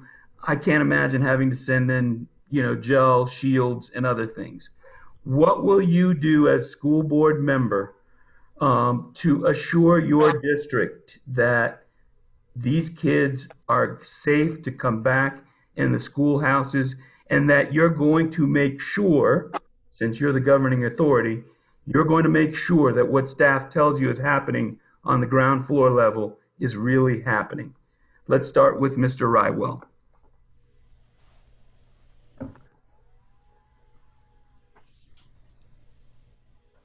Thank you. That question is very near and dear to my heart, as I am a teacher, and I know what it was like when the shutdown happened. I'm also endorsed by the United Teachers of Dade, so I hear all the concerns that come through the teachers, and I am committed to fight for them. I know the union almost immediately filed a suit to stop the opening of schools because of the risk to teachers. So this is a very serious issue, and it's very near and dear to my heart. One of the things that you talked about in the other questions with Trust and Verify was the idea of contact tracing. One of the metrics is to have testing results within 48 hours. The district is constructing a giant database of every activity, every class, every place a student goes, whether it's dual enrollment, whether it's football, where they eat lunch. And that can be effective in implementing it. But we need to have constant feedback, surveys, and loops, and keep reacting to make sure that it's working. So we can do this, but we all have to be on the same page. Thank you. Mr. Levy. Thank you. And as the only candidate with children in our public schools, this is personal to me. If you look back at the stats that are going on about sending your children back to school, 6 in 10 parents say they want to continue home learning. 1 in 5 teachers are unlikely to return. 18% of teachers and 27% of principals fall into the high-risk category. The term reopening schools safely is a misnomer because we don't have a vaccine. I would not send my kids back right now, and I will promise you that I will not send my kids back until it's safe. And that means if we have to go different times, different schedules, different places, we will have to scrap the normal everybody come at once, And the other part of that is that we also have to we also have to make sure our kids are safe from the pandemic, as well as safe from school shootings. We have organized and put our schools in a position where we want to make sure they're safe from school shootings. That doesn't work with this virus. It doesn't work to have all the kids standing outside.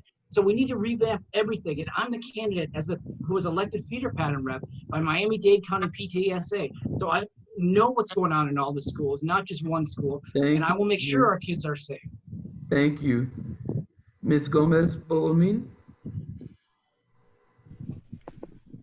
Thank you for that question. As a matter of fact, as I am a social worker and I am endorsed by the National Association of Social Workers, I already been talking to them regarding the possibility of doing a partnership between the National Association and the districts so we can use social workers to be part of making sure families are safe, and not only on the physical way, but also on the emotional side.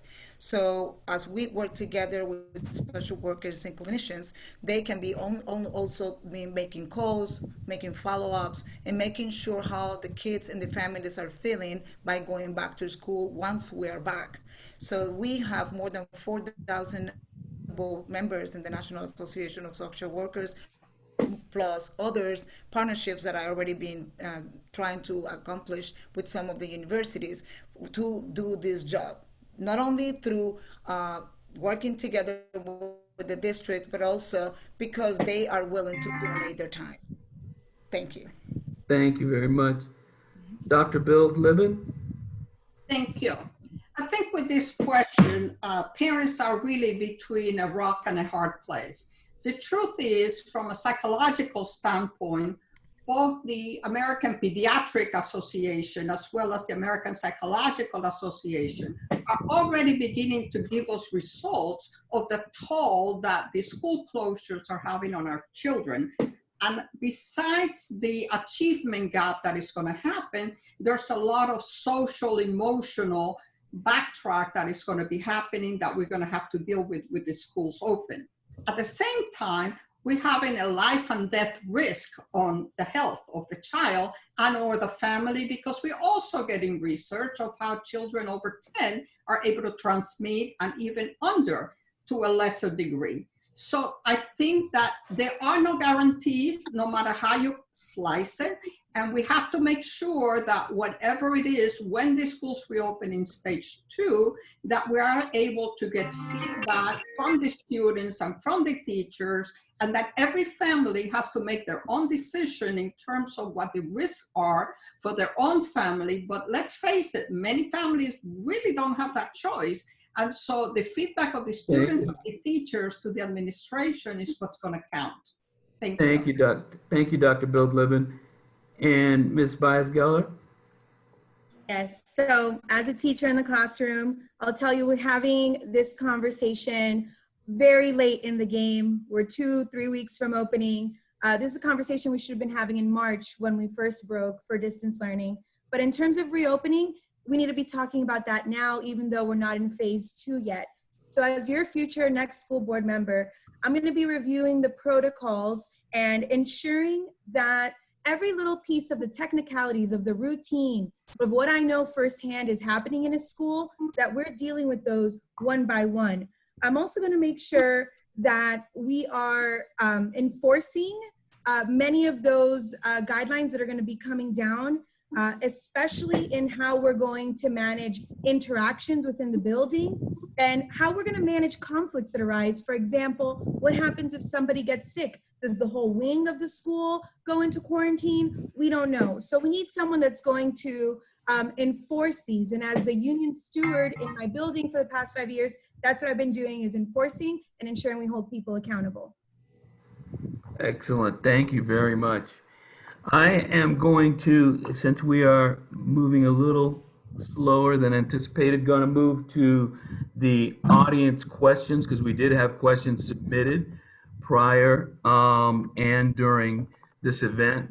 I'm going to address this question actually to our county commission races, but if others would have opinion on it, I certainly would love to hear it. Just raise your hands and I'll make sure to get you on. So the first question is, Key Biscayne has 6 traffic lights that have little or no impact on Miami-Dade traffic. Would you favor allowing the Village of Key Biscayne to control its traffic lights to optimize local traffic while facilitating weekend access to Bill Baggs Park during peak hours? So let's start with Commission Race 7. And sorry, I'm losing my place here. Commission place and Mr. Rosenberg. Key Biscayne should be able to control their own lights in their own situation, 100%. Love it. Ms. Regalado?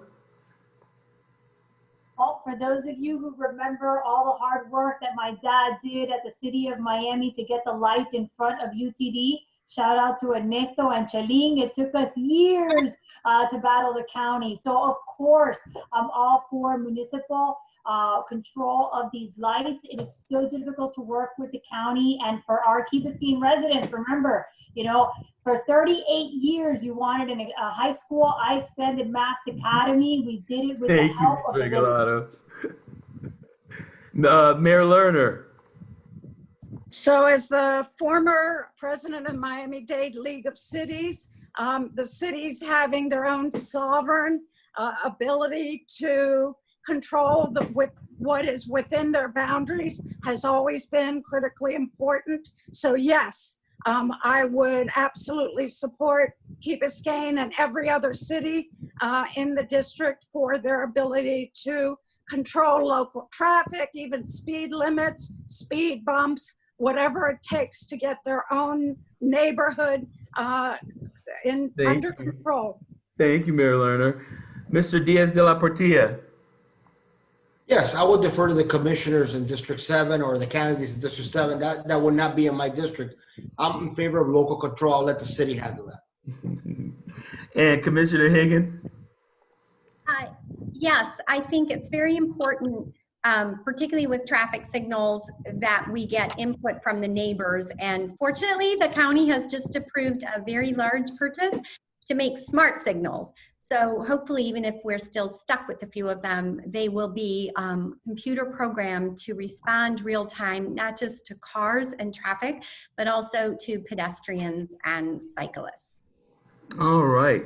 Here's a quick one, and actually this one will be open to the floor, but I would imagine the county commissioners candidates will have opinion on it.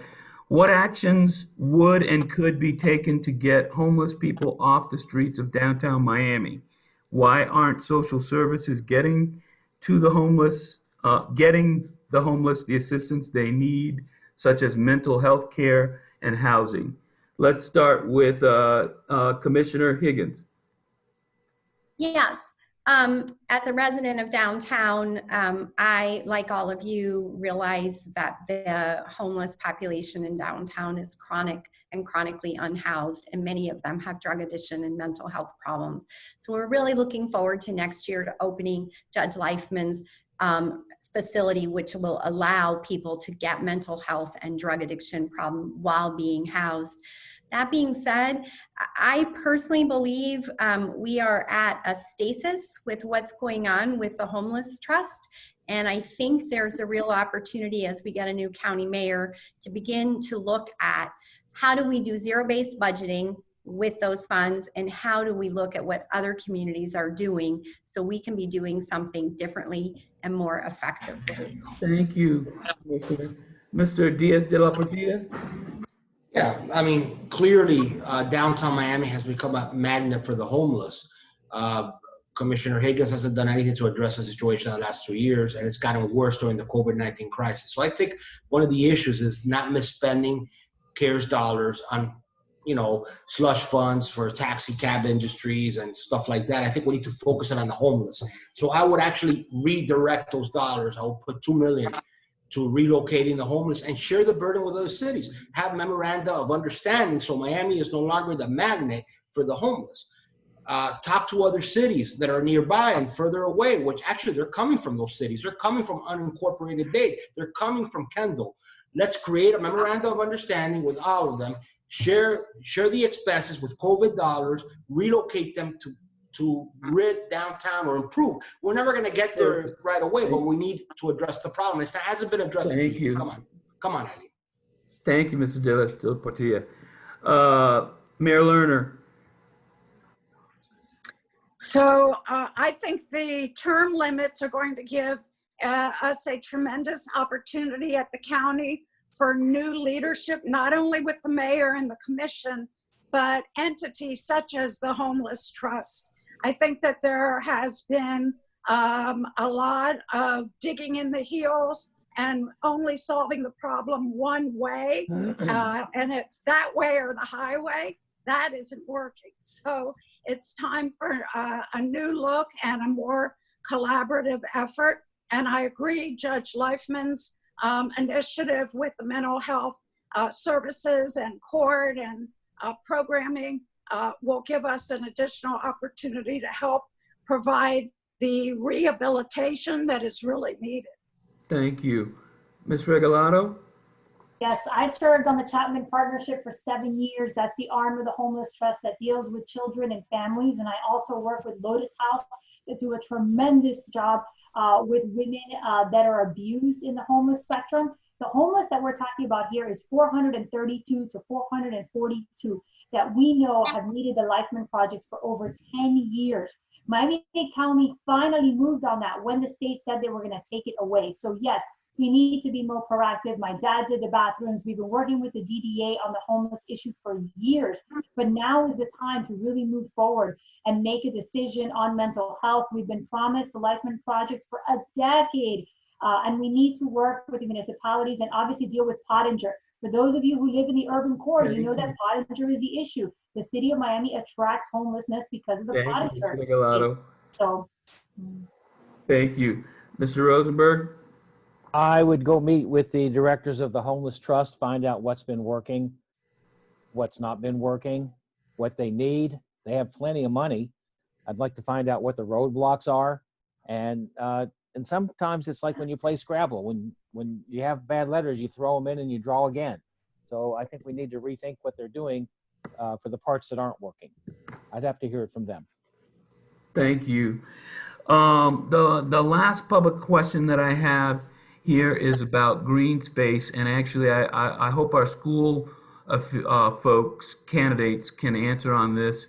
Do you believe public green space is important for the Brickell community, and what is your plan to support your belief? And I mentioned the school board candidates specifically because, as we know, Southside has the uniqueness of having Southside Park as its only outdoor option for schooling. So again, do you believe public green space is important for the Brickell community, and what is your plan to support your belief?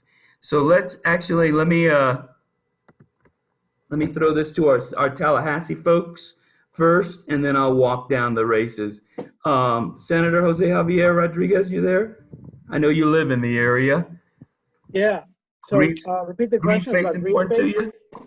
to you? Go ahead. Green space important to you? Absolutely. And I know you tell us a little bit about your plan to support getting more green space in the Brickell urban core area. So one of the things that's extremely important is frankly the failure to get legislation through Tallahassee that respects what the Miami-Dade delegation, if you polled us, would all support, which is trying to make sure that we have funding structures for infrastructure that respect the need for various modes of transportation. And when it comes to legislation out of Tallahassee, that's the area where the green space discussion happens most.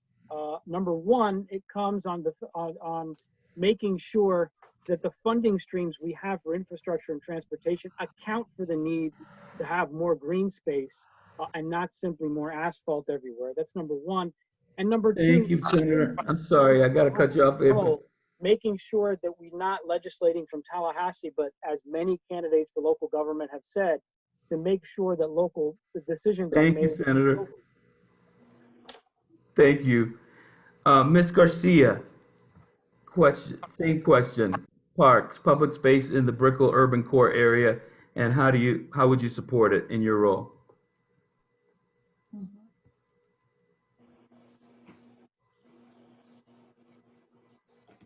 Ms. Garcia, are you there?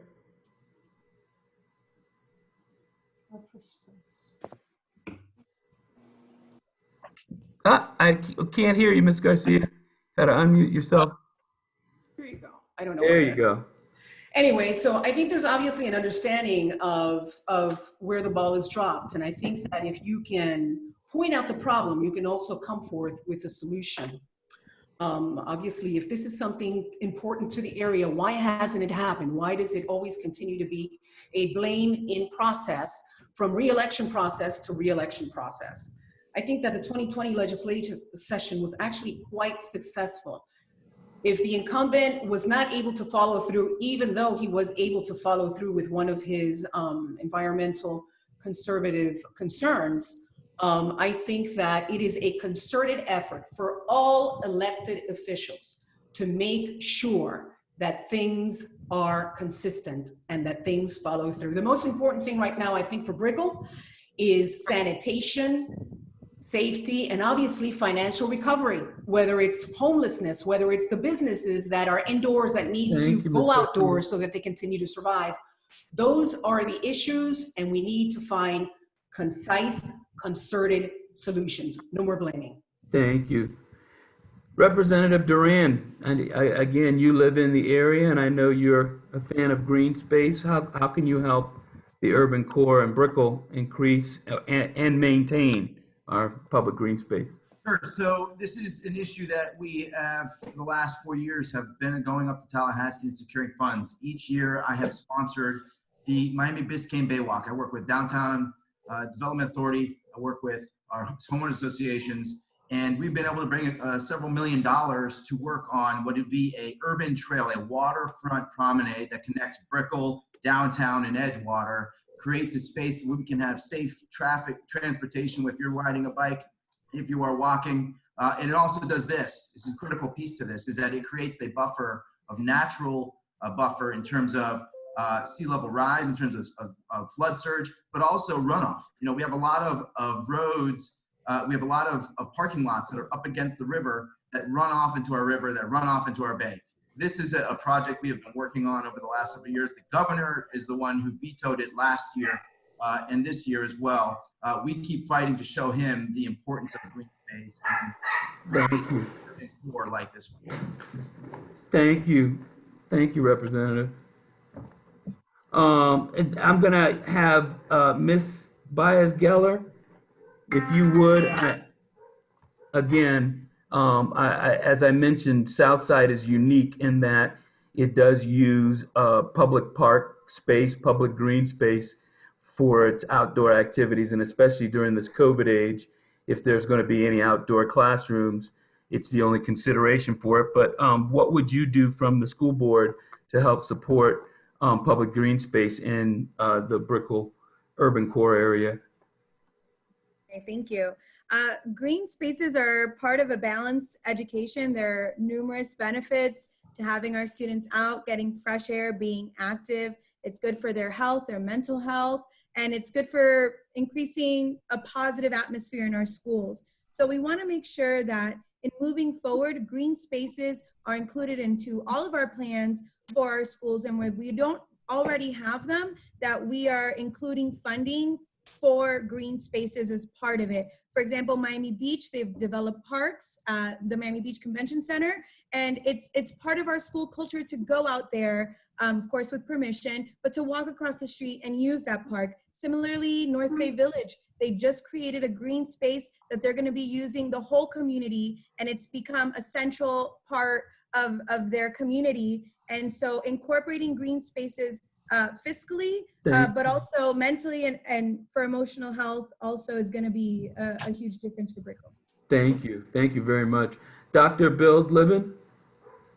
Green spaces are just essential for both physical and mental health. You need to have green spaces for sports, for walking, for just taking a break, and even perhaps now with this situation for social distancing and continuing classes, and for the community in general. Every single community has green spaces that are able to accommodate the needs of their residents. So I would support the green spaces by perhaps arranging with, you know, condominiums, office development that you have so much exploding in your area, by giving either some kind of tax incentives or some kind of considerations for they providing that green space for you, as well as being able to develop in any ways the beautiful things. Thank you. Thank you, Dr. Bowden. Ms. Gomez-Bogomolni? Yes. Green space is essential for mental health, and I will advocate as a school board member. Part of my job is to advocate. And yes, bringing a green space to the community is just essential and necessary. So having said that, I will advocate with private sector and county partnerships so we can bring together a opportunity to bring this green space to our community there. However, I am from Medellin, Colombia, and there we have created a ecological corridor, which has been wide world known. We can bring this kind of technology here, or this kind of project here into the Brickell area, into this area, and we'll make it even better. Why? Because we can not only bring the money, but also bring the creativity. Thank you. And make sure everybody gets benefit from it. Not only Thank you. the adults, but the kids. Thank you. Mr. Levy? That's a great question. And I'm absolutely in favor of more green space for our children, our families, our parents. You know, the article that I was quoting in my opening, it was an article about how where you were going to put your school was taken away from you, and they proposed a 62-story condo building and taking away more of your green space. That's just not right. As a lawyer of over 25 years, I'm going to advocate for teachers, the parents, and the students, as well as everybody else. Okay? I believe in bringing ideas like Parking Day. I don't know if everybody knows what Parking Day is. Parking Day is an organization that rents out parking lots and turns them into pop-up green spaces for the weekend. And I want to do more of that. I want to have more movie nights for all the parents and the children. I want to have events for the families, barbecues. It's not just about the green space, it's what you do with the green space too. Thank you, Mr. Levy. And Mr. Rywell?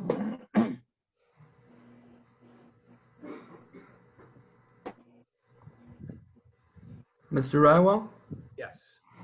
So let's talk about this. We need to do more spacing. We need outdoor activities in this COVID world. And your area is the most densely populated south of Manhattan. So to do this, you need creativity. Like all this saying we need green spaces doesn't do any good. So what do you need? You need public-private partnerships like they did in Treasure Island, where the municipalities step up and participate. You need public-private partnerships where you say to the developers, okay, you want to do this building, you've got to contribute some green space. That's what they do up in New York. And let's talk about creative ideas just in general. We'll do some spitballing. Let's talk about maybe rooftop gardens if we do it safely with students. Let's talk after COVID passes of internal green space, atriums, putting plants in the schools. You're not going to solve a difficult problem by just saying you want to do it. You have to be creative, and that's what I'm. Thank you. Thank you. Perfect. All right. So, thank you very much, candidates. You all were wonderful, concise, and so now we'll move on to our candidate closing statements. Each candidate will have 30 seconds. And we're going to go ahead and start from bottom up. Since we started with the Senate, we'll start out local with the Miami-Dade County Public Schools School Board Representative District 3. And Mr. Rywell, the floor is yours for 30 seconds. I think you've seen that we have fine candidates here. We all have our different perspectives and our different backgrounds. But in the end, you have to pick somebody that can get elected and be an effective board member. I have a financial background to deal with a budget that's $5.5 billion now in an economic and health crisis. I have the experience in the classroom teaching in the private school, in a public school, and really helping our students. That's why the UTD endorsed me. That's why Mayor Gelber endorses me. That's why the Miami Herald endorses me, Marion Weissman. The people that interview us and know the system think that I can do a great job, and I hope you'll agree with that. Thank you. Thank you, Mr. Rywell. Mr. Levy, the floor is yours for 30 seconds. Thanks, Sam. You know, I hope tonight my passion for public education came out, because we need someone on the board who represents parents and students. We need someone who can hit the ground running, who has the background in advocating, legislating, and fighting for our public schools. As a lawyer, I bring a different perspective. I bring the ability to advocate, persuade, the business experience, and the leadership skills. Right now, 5 of the 9 school board members are teachers. What's not represented is a parent. I'm being endorsed by the parents in our public schools. Through my work at the Quality of Education, being theater pattern rep. Okay, thank you. Vote for Joshua Levy. And one last thing, my cell phone is 305-799-0991. Call me if you have any questions. Thank you. Thank you, Mr. Levy. Ms. Gomez-Bogomolni? At the end of the night, you got it right. Thank you. Okay, thank you very much for the opportunity. I believe it's enough academics and enough finance people in the school board. The school social work values are needed at this point. We are in a mental health needed person required in this moment of our district. Also, the fact that more humane approach. We need health, but also we need a social work values approach in our district. So I am the right candidate, not only because I am a mother as well, and because I've been confronted with the social issues of our schools. Thank you. Thank you. Dr. Bild-Libbin, the floor is yours. Thank you. So I have the endorsement of commissioners in many of our District 3 cities, commissioner in Miami Beach, commissioner in North Miami Beach, Sunny Isles, North Miami, former mayors of Miami Beach, etc. My educational background, my clinical experience, professional leadership, and community service, they speak for themselves, and I believe that experience matters. I don't think I can name all of those, so I would want you to check my website, drraquelforschools.com, for more details on my background. And it was a pleasure sharing my views with you tonight, and I humbly ask for your vote. Dr. Thank you. 371. Thank you. Thank you, Dr. Bild-Libbin. Ms. Baez-Geller? Yes, thank you all for this wonderful opportunity to address you again. As your next school board member, I will be representing all of you. I will be a voice for you and for your issues and needs and for your families. I will ask the tough questions about our budget, our curriculum, and our school safety. Among the many people that have supported me on this journey, I have some people that represent you, such as Congresswoman Donna Shalala and Senator Jose Javier Rodriguez, who's a pride and joy to me. I'm lucky to have their endorsement on this journey. But I need you, all of you watching this, I need you. I need your vote. Please spread the word about Lucia Baez-Geller, public school teacher for school board. Thank you, Ms. Geller. Next, we'll move to Miami-Dade County Commission District 7 race. And Mr. Michael Rosenberg, the floor is yours. As president of the Kendall Federation of Homeowners, I've asked the questions, as you are doing tonight, to dozens of incumbents and former elected officials. And they gave us slick and convincing answers, but here you are in 2020 asking the same questions about the same problems for years. That's why I say give new people a chance. I'm new, first time running, and I'm asking you to support me in this race. Thank you so much, Mr. Rosenberg.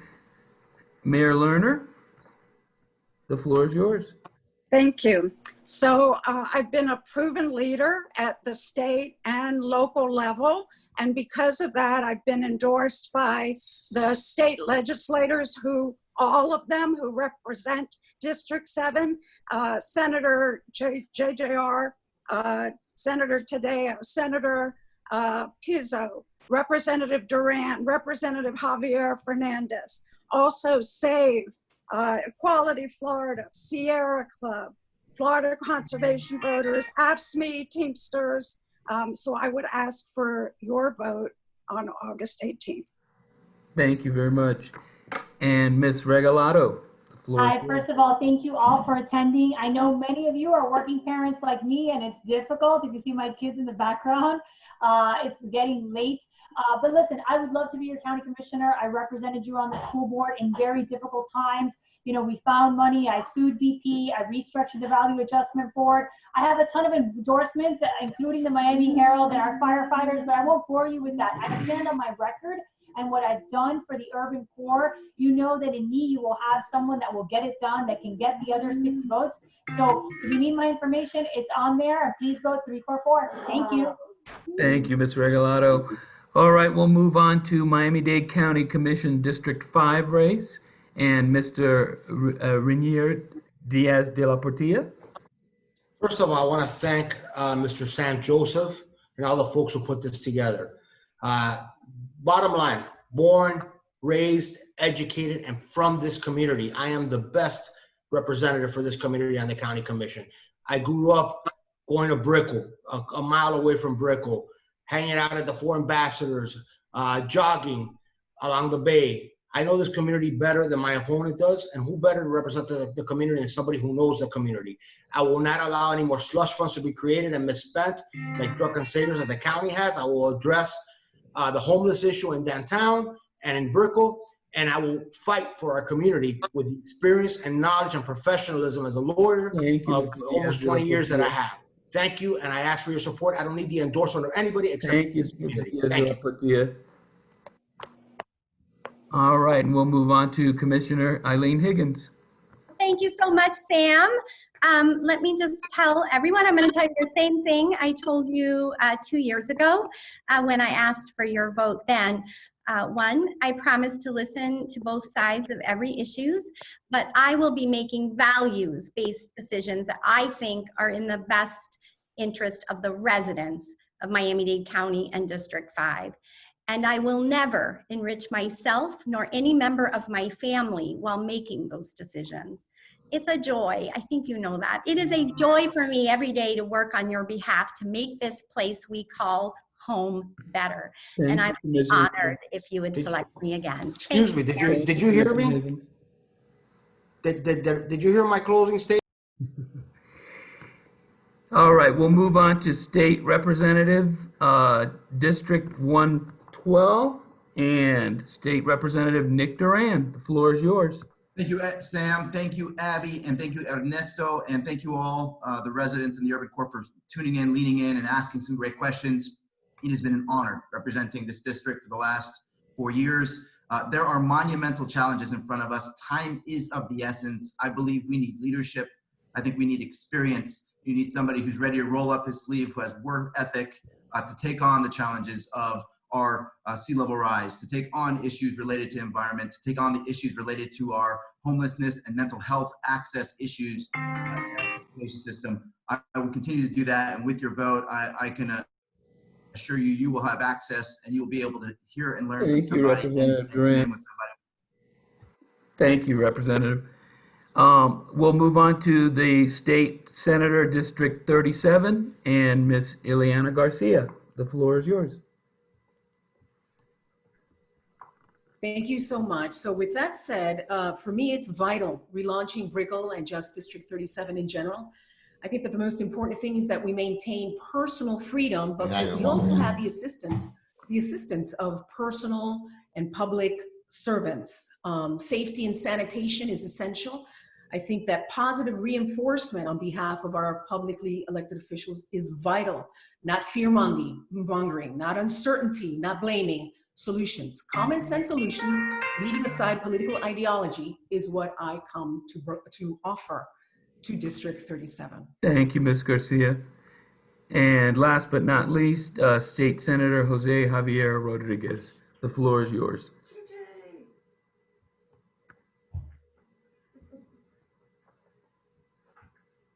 Senator, you there?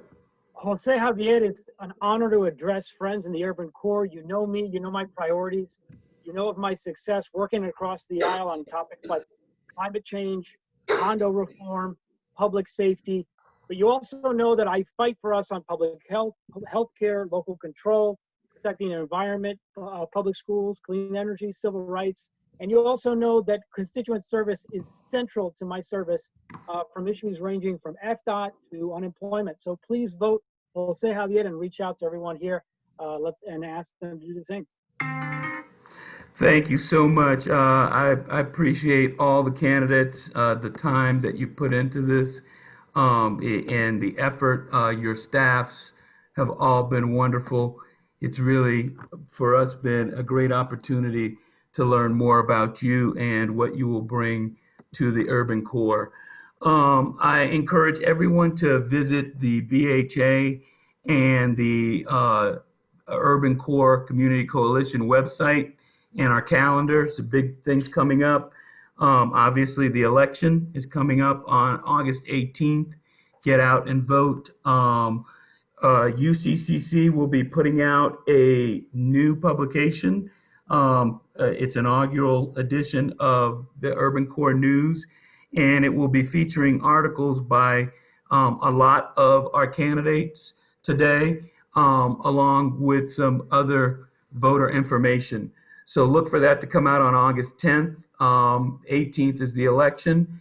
And I know there has been a lot of questions about why we did not have the mayoral candidates here today. Unfortunately, we couldn't have everybody, or else we'd be here all night. And I do want to let Miss Regalado and her kids go home tonight. But we will be having another forum in October for the runoff race that we anticipate, not only in the mayor's race, but in other places. So trust me, you'll get a chance to see those candidates. But please visit our website. I want to thank our partners, our neighborhood friends and associations, BNA, DNA, RNA, you know all the acronyms. And last but not least, I want to thank again Christie House for letting us piggyback off their Zoom line, which is not a cheap endeavor. It is a in-kind donation. But please don't forget the message that there are kids out there and others in need of our attention at this time. Thank you all for your time, for your talent, and good luck with your races. And we look forward to seeing you again, hopefully in person sometime before the new year. Thank you, everybody. Thank you, Sam. Bedtime's at 9. Thank you. Bye. Great Thank you all. Thank you all. Bye, Nick. Everyone, Bye. Go vote. Everybody go vote. Go vote. Oh.